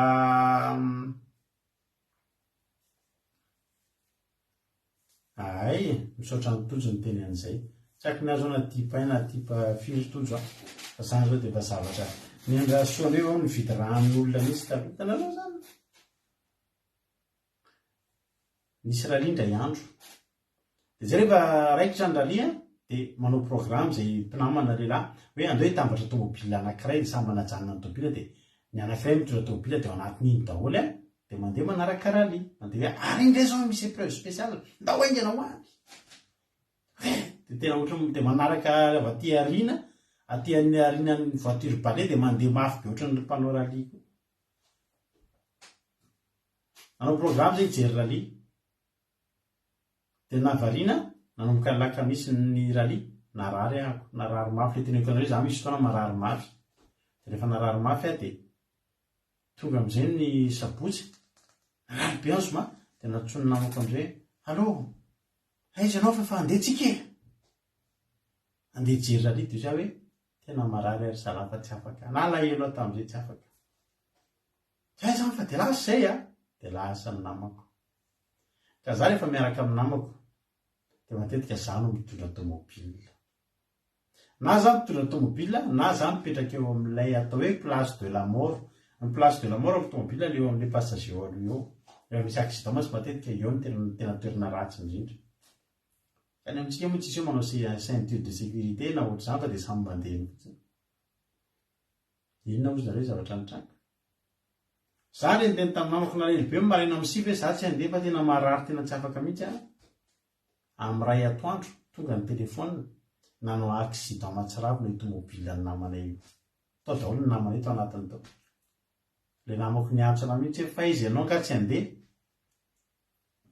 maty sur le coup teo amin'ny place de la mort teo le namako anankiray no nitondra dia samy efa mamomamo dia ohatry ny olona avy mijery film kungfu ihany lasa ohatry mafy be ianao miala avy eo rehefa avy mijery rally koa ianao dia ohatry ny ianao koa ny tena mpanao rally, ianao ny tena pilote, nanao accident mahatsirabo natao sabotsy name anatao maty ny namako.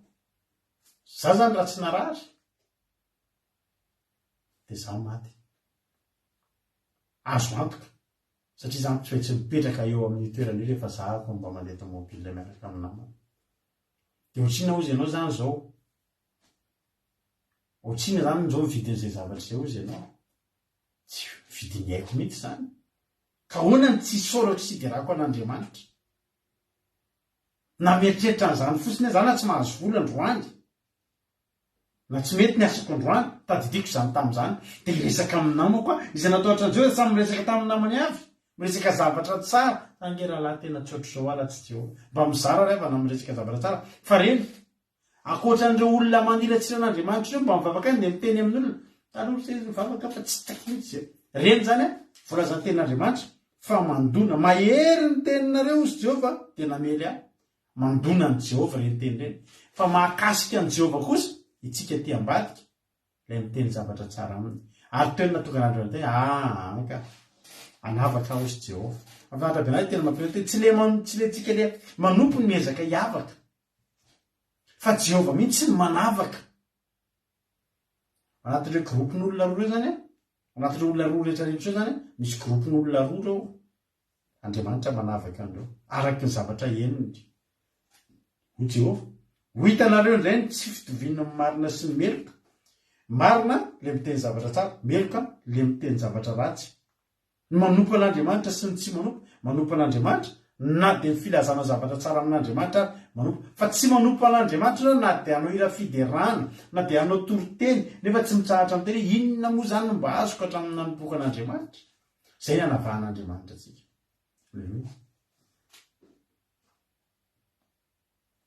Toko miavaka hozy Jehova manomboka eo zany Andriamanitra dia anao hetsika mampiavaka. Ary jerinareo marina fa ao amin'ny Baiboly ao sy olona rehetrarehetra marina eo anatrehan'Andriamanitra sy olona rehetrarehetra manompo an'Andriamanitra amin'ny fahitan'Andriamanitra azy dia navahan'Andriamanitra taona navahany taona. Niavaka angira mazany Estera. Eritreretinao fa tamin'ny andron'ny Estera zany nisy ohatran'ireny hoe concours na miss ohatrany amin'izao reny zany fifaninana tsara tarehy. Matetika ny lany amin'io fifaninanana miss io maneran-tany dia matetika ny Amerikanina tatsimo no lany amin'io na ny reny Filipina sy reny matetika tsy dia matetika sy tsy dia lany zany hoe Afrikanina sy Frantsay sy ny sisa zany fa reny matetika ny lany. Fa zany Estera zany mahavariana amin'izao fotoana iainantsika izao tsy misy jiosy hoe jiosy ny nalano lany hoe Miss Monde 2023 jiosy Israelianina ohatrany tsy dia mbola nahita aloha zany fa tamin'izany tamin'ny andron'ny Estera tena niavaka. Raha makely etsika izy fotoana tsika efa nitory an'nytohitende Estera dia jerenareo rehefa tonga ny anjaran'ny Estera amin'ny Estera toko 2:10 ary rehefa tonga ny anjaran'ny Estera zanakavavy ny Abiaily rahalahy andrain'ny Mordekay izay efa nandray azo zanany vavy hitoerana hatramin'ny mpanjaka dia tsy nila ninina izy mihoatra noho izay tonon'ny Ekay sy ndranolan'ny mpanjaka tanina vehivavy. Tsy nitondra ninina zany tsy mila zavatra be dehibe. Efa ampy ny fanavahan'Andriamanitra azy. Sika tsy mila zavatra be dehibe, tsika amin'izao ihany. Ny fotsika tia amin'ny Jehova ihany, isika miresaka tsara, zavatra tsara, manome voninahitra ny Jehova izay ihany ilaina. Ny ankoatran'izay tsy mila zavatra be dehibe zany tsika. Tsy mila sira, tsy mila rano avy any Israely, tsy mila ninina tsika. Fa tsika amin'izao ihany. Tsy mila ninina izy fa hoy ny tenin'Andriamanitra ary Estera dia hita fitito eo mason'ny olona rehetra nijery azy. Mbola vao ny olona rehetra nijery aloha dia efa niavaka Estera. Be dehibe ny olona teo be dehibe ny olona nijery teo fa tonga dia babo ny olona rehetrarehetra. Nefa be dehibe koa ny olona nandray anjara tamin'io concours io fa tsy Estera rery fa Estera rery no nahababony olona satria maninona ka Jehova ngeny teny ho ataoko hitanareo izy izy. Halleluia. De hitanareo ny tsy fitoviana mara tonga de tsy mitovy fa tsy mitovitovy. Tonga zany de misy différence sangina to de miavaka mihitsy fa tsy hoe izy amreto ary izy manavaka zavatra roa zany ianao de fiasa saina mihitsy hoe izy amreto ary no tena izy. Ty nefa ohatrany hoe tsara nefa ne tiako ohatrany tsy ambakany. Tsy zany. Jehova rehefa manavaka to de miariary be. Tonga de miariary be to de vomijery zao to de zany hoe biby tsy miady. Tsy de ady Estera ny tsara. Tonga de Estera ny tsara. Nahita fity tamin'ny olona rehetra izay mijery azy ary nentina eo amin'ny asa roso mpanjaka izy ohatran'ny fanjakana tamin'ny volana 7 volana Tebeta izany tamin'ny andro tamin'ny taona fahafitonanjakana ary teny mpanjaka mihoatra noho ny vehivavy rehetra Estera ka nahita fity sitraka teo masony mihoatra noho ny virjiny rehetra. Virjiny daholo ny teo tompoko.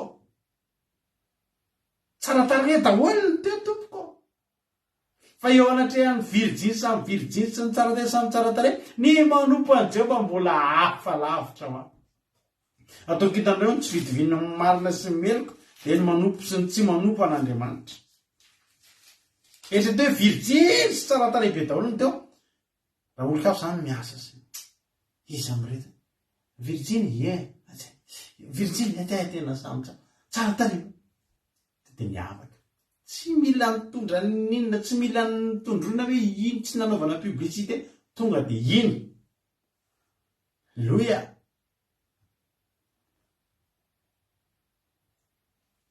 Tsy hoe mitovitovy fa tena tsy hitanareo to de hitanareo zao fotsiny ny tsy fitoviana marina sy mely. Tsy hoe ny ray hoe menamena de ndray somary ndray rozy vif de ndray ohatry somary rozy manompo mavokely de sahirana ihany hoe tarafitsara amin'ny herinandro reo. Zay rehefa mandoko tomobile de misy loko hitanao hoe samy gris le loko fa raha tsy maso efa zatra tsy hainao hoe inona mahasamihafa andreo gris reo. Na le izy hoentina amin'ny masoandro mihitsy de lemana kely mihitsy le katalogia zany de hitanao hoe tonga de asiana rano kely de to hitanao mahasamihafa azy. Tena mila mijery mila maso tena mahay mijery anao rehefa andoko ny loko hoe andoko élément fotsiny ianao hoe varavarana fotsiny loko de ataonao mitovy amin'ny tena io raha tsy masona mpandoko te efa zatra loko tsy mahita an'io. Fa tsy zany ny an'Andriamanitra. Fa tena ho hitanareo tsy fitoviana to de hitanareo miariary ny tsy fitoviana. Jereo tsara Daniel, Sadraka, Mesaka, Abednego rehefa tany Babilôna de zao niavaka ry zareo. Tsy niavakavaka tsotra fotsiny fa jereo tsara ny fiavahany zareo. Ary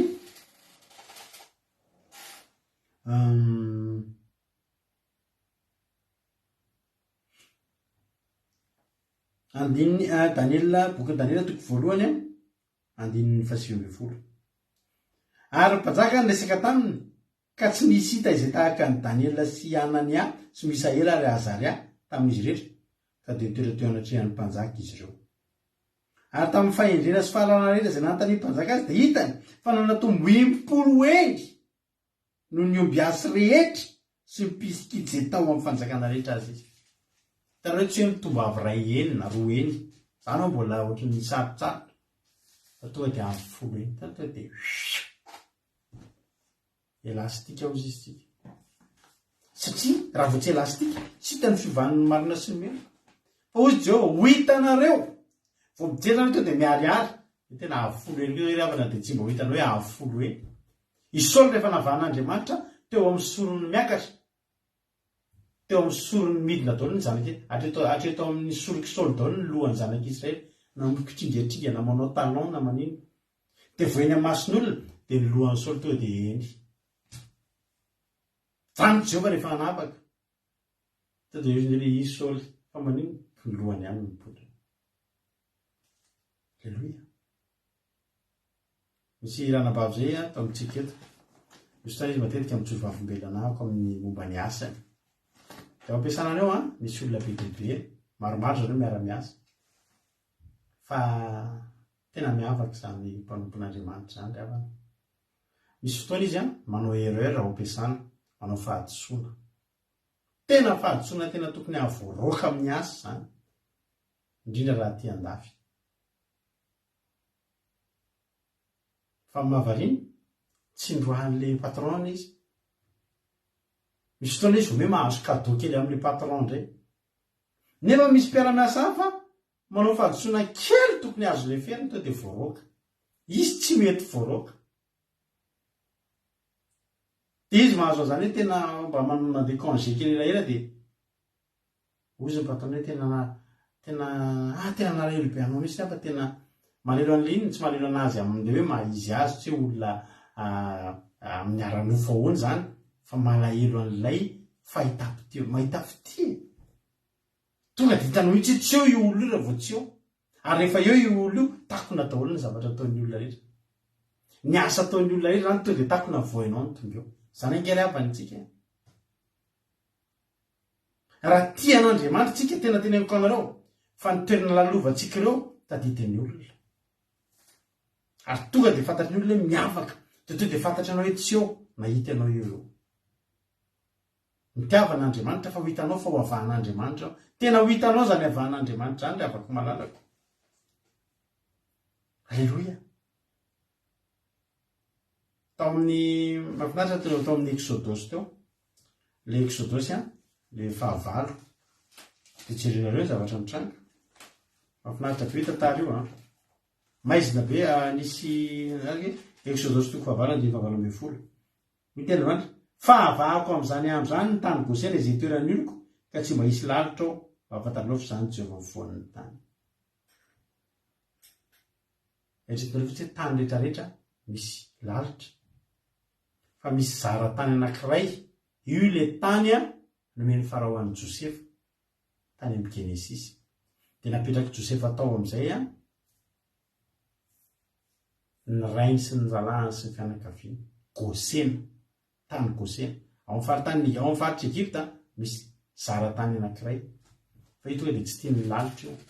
Tsy tafiditra ao amin'ny lalitra. Dia misy voalina be. Tsy tafiditra ao amin'ny moka. Tsy tafiditra tao ny aizina. Satria maninona? Ny tenin'Andriamanitra avahako Gosena. Dia na ny aizina tsy tafiditra tao. Tsara ny ravan'Andriamanitra. Ary raha vakitsika nitsika manka an'io an'io misy zavatra kely tiako marihana kely koa androany. Ilay tena mampiona tao amin'ny Exodus toko 4:1. Ary hoy Jehovah tamin'i Mosesy, ankehitriny dia ho hitanao izay ataoko amin'ny Farao, fa ny tanako mahery ny andefasany azy ary ny tanako mahery ny androany azy amin'ny tany. Etsika izany Jehovah. Dia jerena tsara ny andininy faharoa amin'ny Exodus toko 4:1. Ary Andriamanitra niteny tamin'i Mosesy ka nanao tamin'ny hoe izany Jehovah. Ary tamin'ny anarana hoe Andriamanitra tsy toy ny nisehoan'i Abrahama sy Isaka ary Jakova teo anatrehako, fa ny anarako hoe Jehovah tsy mbola nahafantarany ahy. Inona dikan'izany? Andriamanitra izany mialohan'ny hanavahany ny zanak'Israely, dia Jehovah koa nanavaka. Ohatry hoe misy vanim-potoana najanon'Andriamanitra dia hitombohany. Ohatry ny hoe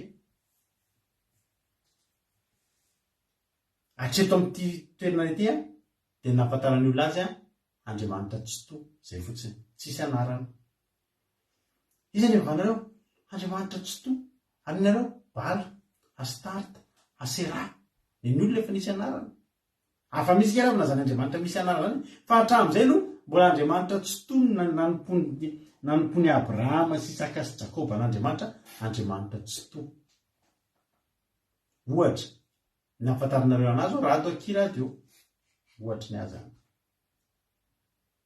Fa manomboka eto, ho fantatrareo fa rakoto salama ny anarako.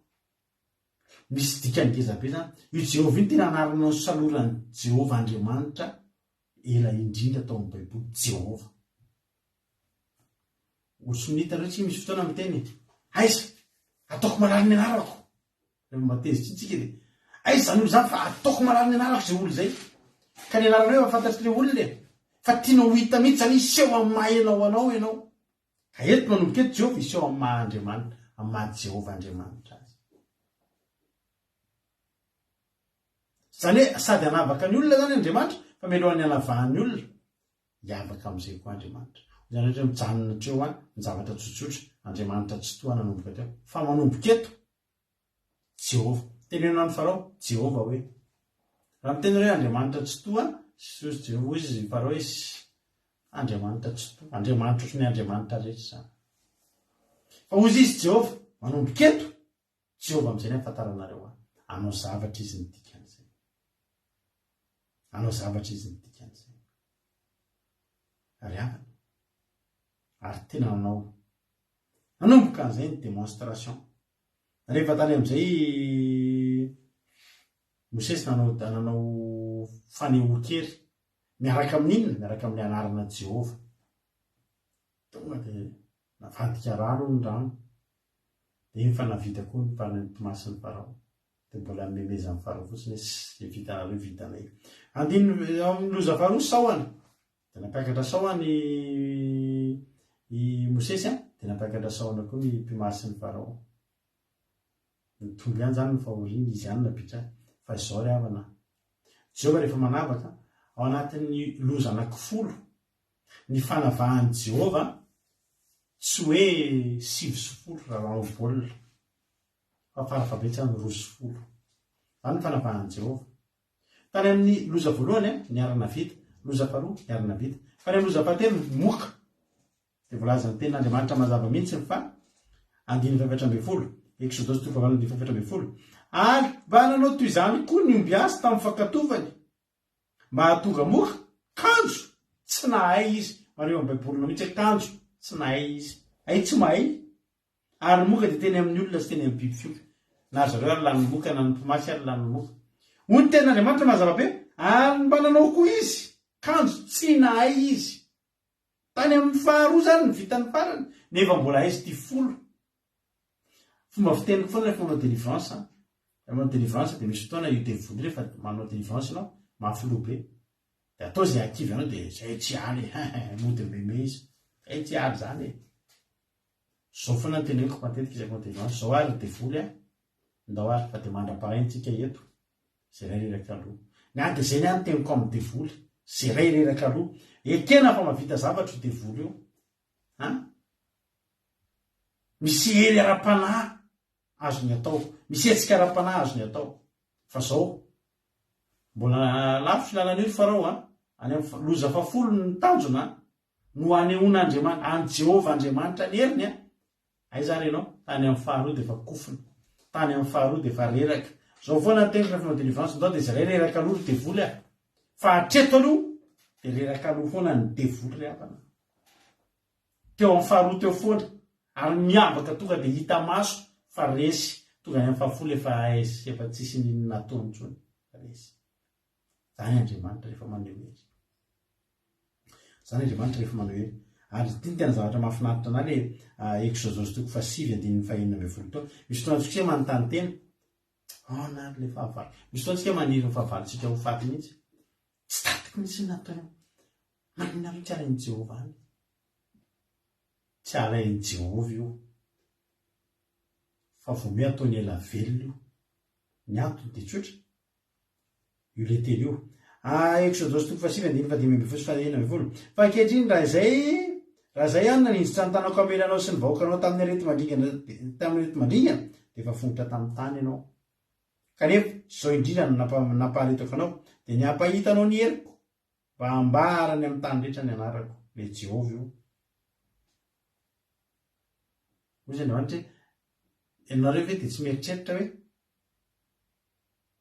ny tanako manisy arety mandringana dia maty ny arety mandringana daholo ny Egyptiana vitan'i Jehova zany fa tsy izay ny tiany Jehova reo Egyptiana ireo mila mahita ary tena voarakitra anaty tantara fa mahatsiaro tamin'ny taranany faramandimy raha zao zao ianao makany Egypta dia anontaniana izy Jehova mangovotra ny Egyptiana ary miteny Jehova fantatra hoe Jehova le Andriamanitra mahery ny Andriamanitra lehibe ilay nampahitanay ny tsy tokony hitanay. Alleloia. Raha loza voalohany zany io azon'Andriamanitra tsy asiana zany loza folo zany tonga dia tonga vava fotsiny Mosesy miditra tonga dia nampatorian'Andriamanitra maty daholy Egyptianina dia maty fa tsy izay ny tian'Andriamanitra. Ny fahavalonao io tsy averan'Andriamanitra tsy hitanao zany intsony fa io fahavalonao io tena hita ny fisandratanao.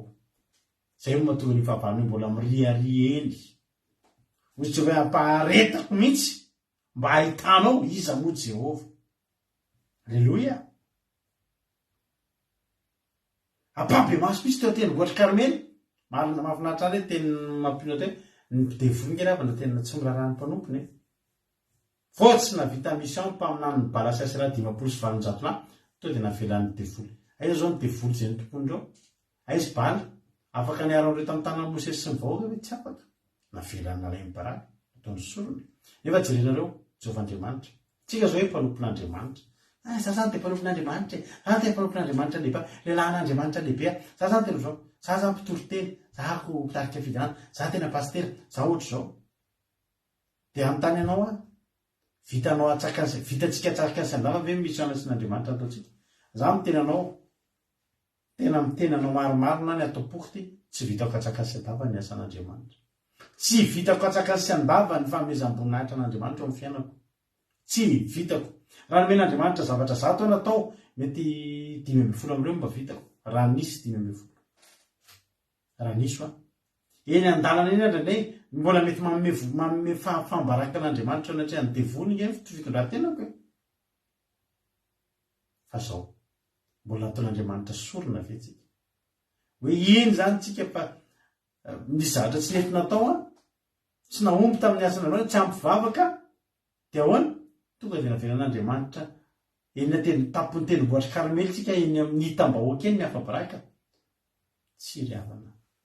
Na dia tsika rehefa miverin-dalana izao efa lasa miverina ny sotrotoaka mbola miandry antsika ihany Andriamanitra miverena fa zah ihany ny vadinareo mibebaka kely tsy fibebahantsika tsy mifanaraka amin'le zavatra ratsy nataontsika teo anatrehan'Andriamanitra hoe nanototsika nandritry ny ray volana mibebaka kely 10 minitra 10 minitra eo am-pipandoliana io fotsiny ianao mifona Jehovah kafaitsy anao ntsony hafanareo koa marina e ary averao zany hoany fahasatemanao an'io Jehovah tena problème be Jehovah fiainako dia iny ataon'izao iny Jehovah dia efa tonga dia mamonjy zany ike Jehovah safatra itsika manana an'io Jehovah Andriamanitsika io fa mbola inony foana mbola ataon'ny mpanompony foantsika mbola tahiny foantsika tsy manisy antsika sorona zany izy ry havana amaranako azy fa lava ny fotoanantsika ianao nizarahantsika fahatsapana dia amaranako azy any amin'ilay Malakia teo ihany. Malakia 3:20 hoy ten'Andriamanitra ho an'ireo navahany dia izao Malakia 3:12 ary hiposaka aminareo izay matahotra ny anarako ny masoandro ny fahamarinana manana fanasitranana avy amin'ny tanana ary hivoaka ianareo ka hifaly havanja toy ny zanak'omby mifaly ary ho hitsahanareo ny ratsy fanahy fa ho lavenina eo ambanin'ny faladianareo izy amin'ny andro izay hotandreko hoy Jehovah tompony maro. Te hiavaka ve nareo? Tianareo ve nanavahan'Andriamanitra? Tiatsika ve nanavahan'Andriamanitra tsika? Malakia 3:2 fa tsy 2:20 erika azafady. Malakia 3:2 tiatsika ve zany hoe fahavalontsika tonga lavenina eo ambanin'ny tompontsika andao hiteny tsara an'Andriamanitra, andao hanompo an'Andriamanitra, andao atahotra an'Andriamanitra. Fa ataony miavaka ny manompo sy ny tsy manompo dia ny marina sy ny meloka ry havana manara.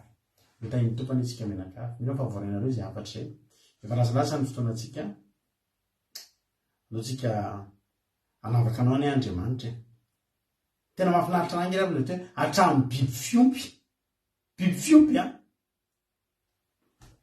za vao aingana nahita any États-Unis misy trano avo be misy an'le bividinina avo be le gratte-ciel reny tena farak'izay lafo vidy dia milliardaire daholo no mividy appartement anaty lafo be mihitsy 90 000 $90,000 ny mètre carré moa sa $900,000 sa diso lafo.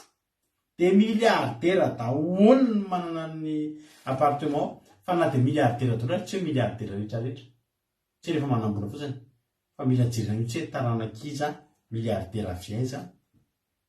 De zao zany tena mahavariny ao anatiny ony azo idiran'ny alika fa raha vao tsy alika fa to de le vrai race tena alika de race reny tena le race pure reny tsy mahazo miditra ao.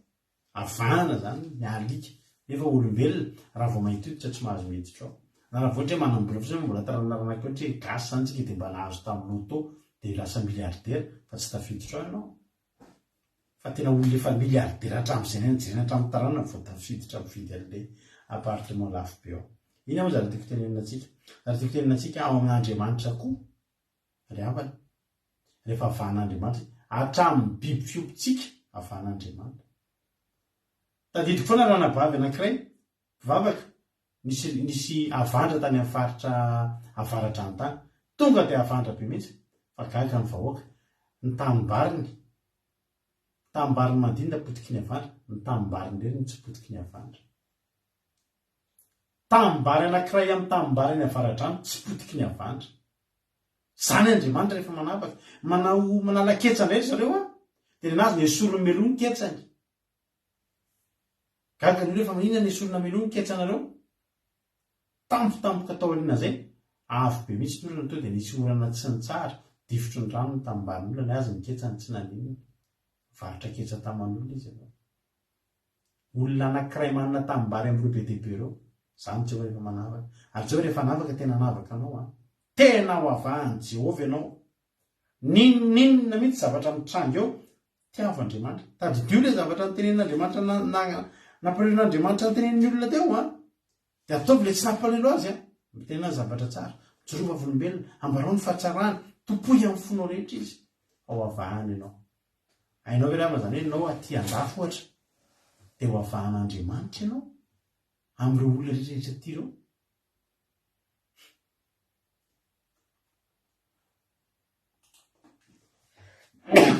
Azafady tompoka ny hevina kely fa mialatsiny indrindra. Alleluia. Ho avahan'Andriamanitra ny tsika rehetrarehetra. Ho avahan'Andriamanitra ny amin'ny toerana misy anao io. Ho avahan'Andriamanitra tena miavaka tonga hoa de avy folo eny Danielina. Ho avahan'Andriamanitra ianao. Ho tahiny tompony tsika rehetra. Anavaka anao Andriamanitra amin'izay rehetra ataonao, zay rehetrarehetra ataonao. Amin'ny asanao, amin'ny fianaranao, amin'ny zavatra rehetra ataonao de anavaka anao Jehovah. Ho tahiny tompony tsika rehetrarehetra. Iny alevako amin'ny commentaire iny ny kantoko messenger. Raha misy aminareo izara fahatsapana. Inona nakasika anareo inona nandona anareo inona zavatra mba tsaronareo tao anatin'ny toriteny de afaka manao appel nareo amin'izao fotoana izao. Afaka manao appel nareo mizara. Alleluia. Izary mizara fahatsapana voalohany. Inona ny zavatra tsapanareo sy voarenareo tao anatin'ny toriteny manana 2 minitra avy nareo izay antso izara fahatsapana de zay rehetra izara fahatsapana eto de ampidiriko en direct ny appel anareo ry havana malala. Alleluia. Miandriandry kely ary tsika izy aminareo ary nizara fahatsapana. Inona ny voarenareo aza misalasala mizara fahatsapana fa sady manampy anay no manindry izy ty sady manampy anay manampy ny olona zay tsy mety tsy nahino hatramin'ny voalohany de andaotsika izara fahatsapana ary tsika efa misy appel ray miditra ao ndao ampandrosotsika ny anabavitsika Erika Rak avy eto France izy izara fahatsapana teny tompo ranabavy Erika inona ary ny fahatsapana voarainao azafady. Jesosy ny pastora de Jesosy kotsika rehetra de mampasitrika ny viditenena pastor ny martina mahafahatsana be de le teny le tamin'ny zoko martina ny teny hoe ny Israela ny zanak'Israela mavahana tao tamin'ny Goseny dia nadomisy lahatra dia zareo tena hoe miavaka satandratra dia tena nakosika be an'ahy izay teny izay a. Dia faharoa dia hoe tsika na dia tsy mahavita fifanjato zavatra ataon'olona anatin'ny fotoan'Andriamanitra nefa n'Andriamanitra dia nefa n'Andriamanitra mbola mifahatsika foana, mbola mamerina antsika mampody antsika foana na dia manao zavatra tsy mety antsika. Dia izay tena nahafasika aminahy fa hoe Andriamanitra tena manazaka ny olona sady tia antsika izy ary tsy manary antsika izany dia makasitraka tatan'izay. Aleloia, makasitraka koa ranabavy Erika tao anatin'izay fizarana fahatsapana izay nataonao izay. Antsika piditra olona anankiray hafa indray amin'izao fotoana izao mampansotsika indray ny ranabavitsika Iaina indray izara fahatsapana. Tany tompo ranabavy Iaina, inona ny fahatsapana? Jesosy pastera dia tamin'Jesosy sika rehetra rehetra dia mankasitraka ny amin'ny fiteneny dia mankasitraka koa ny amin'ny sotena vasa mampalehibe. Ny akoho ny zavatra mahafasika n'androany dia ilay tenintsika mampiana hoe tsika tsy manavantena fa Andriamanitra mihitsy no manavaka antsika. Aleluia. Dia tamin'i Jesosy tamintsika rehetra rehetra. Aleloia, mankasitraka ny zandry Iaina tao anatin'izay fizarana fahatsapana mahafinaritra izay. Misy appel ihany koa ndao hiditra indray rahalahintsika tojo izara fahatsapana. Inona indray ary ny tsapan'ny tojo tao anatin'ny toloteny tamin'ity androany ity anao ny fitenenana. Jesosy pastera dia tamin'izao tsika rehetra manasika mivavaka fiambinana mianika nakasika an'ary hoe le nanaovany zokomapilina le tena nanala baraka ny devolo hoe tena adala ny devolo sady kely saina dia nataony ombiasy efa feno ny sahona rehefa feno vilany seran'ny trano tanàna mbola nampiakatra sahona avy any amin'ny ranony koa izy dia tena hoe rakotra ny tanàna dia tena domay tena hoe nidikizo sady domay tombo ny loza dia misy san'izany dia tena hoe mahitan'Andriamanitra hoe lehibe Jehovah, mahay manao zavatra rehetrarehetra Jehovah. Tena tsy ohatr'izany ny itoran'Andriamanitra antsika tsy mananao foana ohatr'izany. Ary Andriamanitra ary tsika mananao foana fa Andriamanitra manisy anazy fa ny midevoly avelany ananao foana any dia tsy mba korrizeny akory, tsy mba omeny tolotsaina fa tena sambaritsika manana fanahy masina manolotsaina. Tena misy fotoana ratsiratsy zavatra tsika fa fanahy masina manovana azy ho tsara. Aleloia. Dia izay tena nahakasika anahy efa nizarainy ranabavy sy ranabavy Erika teo ny sasany vara tsy teneniko intsony fa evangelisany teo. Tain'Jesosy taholy. Aleloia, mankasitraka ny rahalatojo dia tahin'ny tompo dia maherezatra ny hatrany rahalatojo. Vakiko kely aloha ny fahatsapana, misy misoratra koa mantsy nareo misy soratanana. Nanoratra ineny Charline hoe na dia manao azotsona zaho izy fa betsaka na dia tsy vitako dia nefa tena mbola tsapako midra voaniko Jehovah. Aleloia.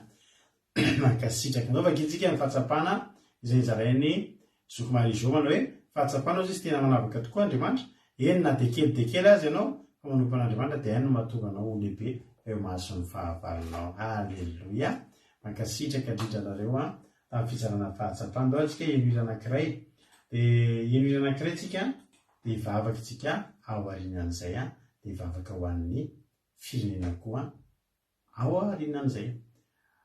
Tsofoka rano ianao miterity teneniko mihitsy ianao androany hoe tena hafa mihitsy ianao hafa ianao satria hafan'Andriamanitra ianao. Eno finaritsika rehetra.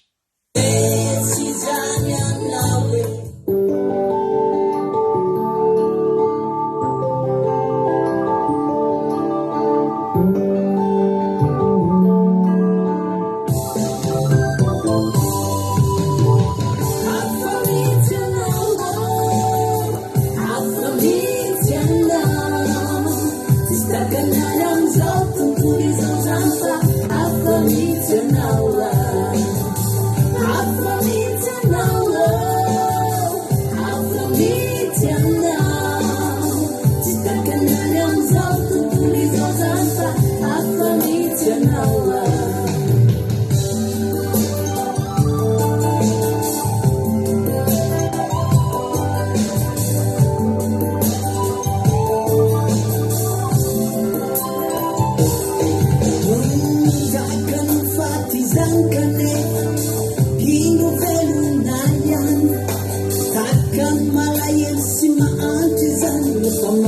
karena numang kakang cikana nama kera kura ya komana mun sabar jeheta fita ina kumaitu panaude kaina simanga pe takkan fatizan kame itu vermayan takkan male lusiman shamne fama para karena nimba takkan simana nama kera kura zole famana nalizava je fita ina umento panaude fita ina sinisite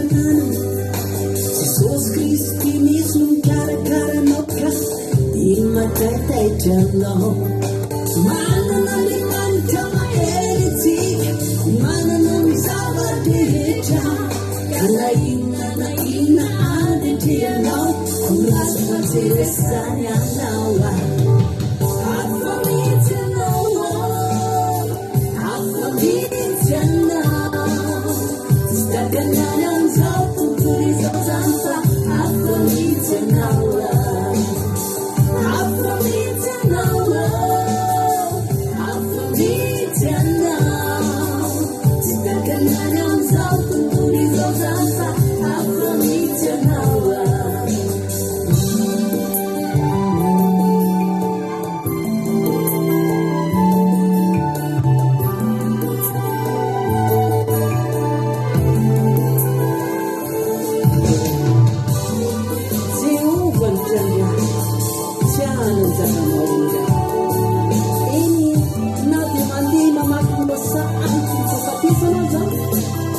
Saya tahu cari sesuatu yang naum.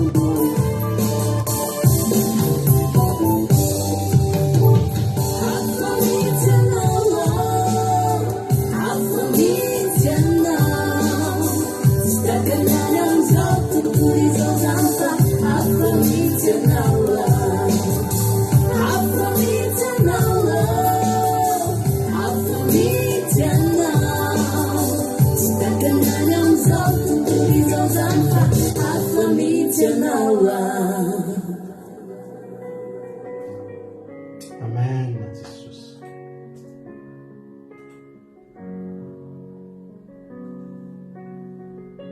Tena hafa mihitsy tokoa izay Jesosy satria ianao no manavaka anay. Misaotra Andriamanitra satria tena tsapanay tokoa izany hoe hafa mihitsy izay raha miohatra amin'izao tontolo izao. Misy zavatra tsapanay mihitsy hoe anananay miavaka Jehova. Azo tsapain'ny tananay izany. Ary isaonanay ianao satria ianao no nanavaka. Tsy izay nanava-tena fa ianao no nanavaka. Miangatany aminao Andriamanitra dia tahio foana izay ho tianao ilaza tsara tahaka an'ireo olona tao amin'ny Malakia. Ary mba ho renao izany dia hosoratanao anatin'ny boky ary. Reny no mahatonga anao nanavaka. Dia ny fitenenanay tsara, ny filazainay zavatra tsara, ny fahatsapahanay fa tena mahafinaritra nge manompo anao Andriamanitra. Tena tsara nge manompo anao Andriamanitra. Ary isaonanay ianao izany. Ianao rehetra Jehovah Andriamanitra anavaka an'ireo mpanomponao rehetra izay tonga. Eny Andriamanitra na dia ataoko hoe ianao anavaka izay nanaraka ny vavaka fiombenana ny ary toroteto sy ny tsy nanaraka Jehova. Tena hoe hoporofoana aminay fa tonga ny fotoana anavahanao ny ianao Andriamanitra. Ianao ny anavaka Jehova Andriamanitra. Misaotra Jehova Andriamanitra. Voninahitra ny ho anao. Be ny tsy voalaza ny teto fa izay matoky fa Andriamanitra tanteraka ianao ary manao zavatra amin'ny fahatanterahana.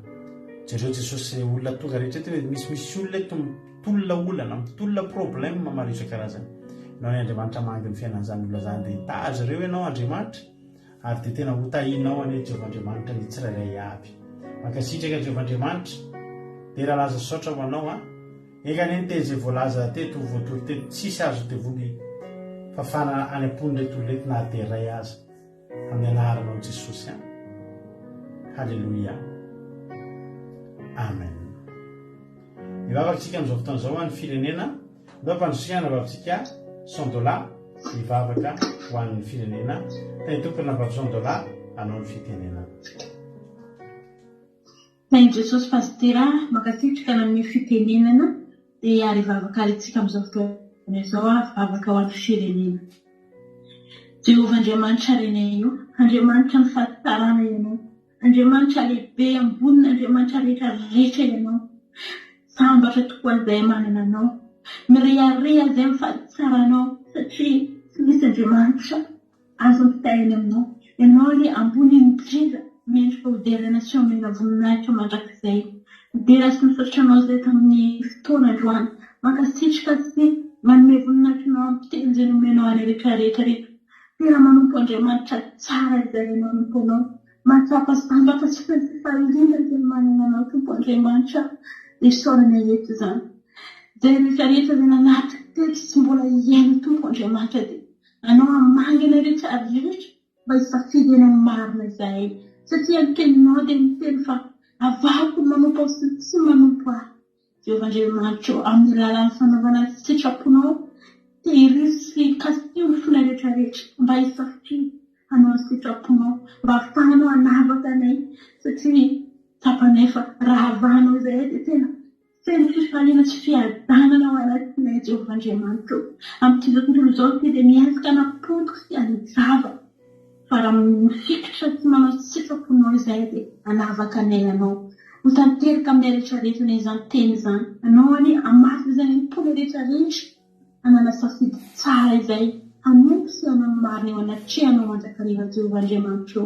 Amin'izao fotoana izao dia hivavaka ho an'ny firenenay izay tsy miafina eo anatrehanao mandalo ambany masinao ny zavatra rehetrarehetra izay mitranga amin'ny firenenay. Ny angatahako androany Jehovah-Andriamanitra dia ny famelan-keloko avy aminao mason'endra fonao hijery io firenenay Jehovah-Andriamanitra dia tsy miafina aminao ny zavatra miseho. Androany Andriamanitra dia mangataka ny fifonana mibebaka ho an'ny Madagasikara, mibebaka ho an'ny Malagasy rehetrarehetra izay mety manao zavatra mety mampalahelo anao mamindrafo amin'ny tsirairay avy Jehovah-Andriamanitra. Ary ny angatahako dia anao hamangy ny tsirairay avy ahafahana izy rehetra ny safidy ny marina ny hanompo anao hanome voninahitra anao hankalaza ny anaranao Jehovah-Andriamanitra.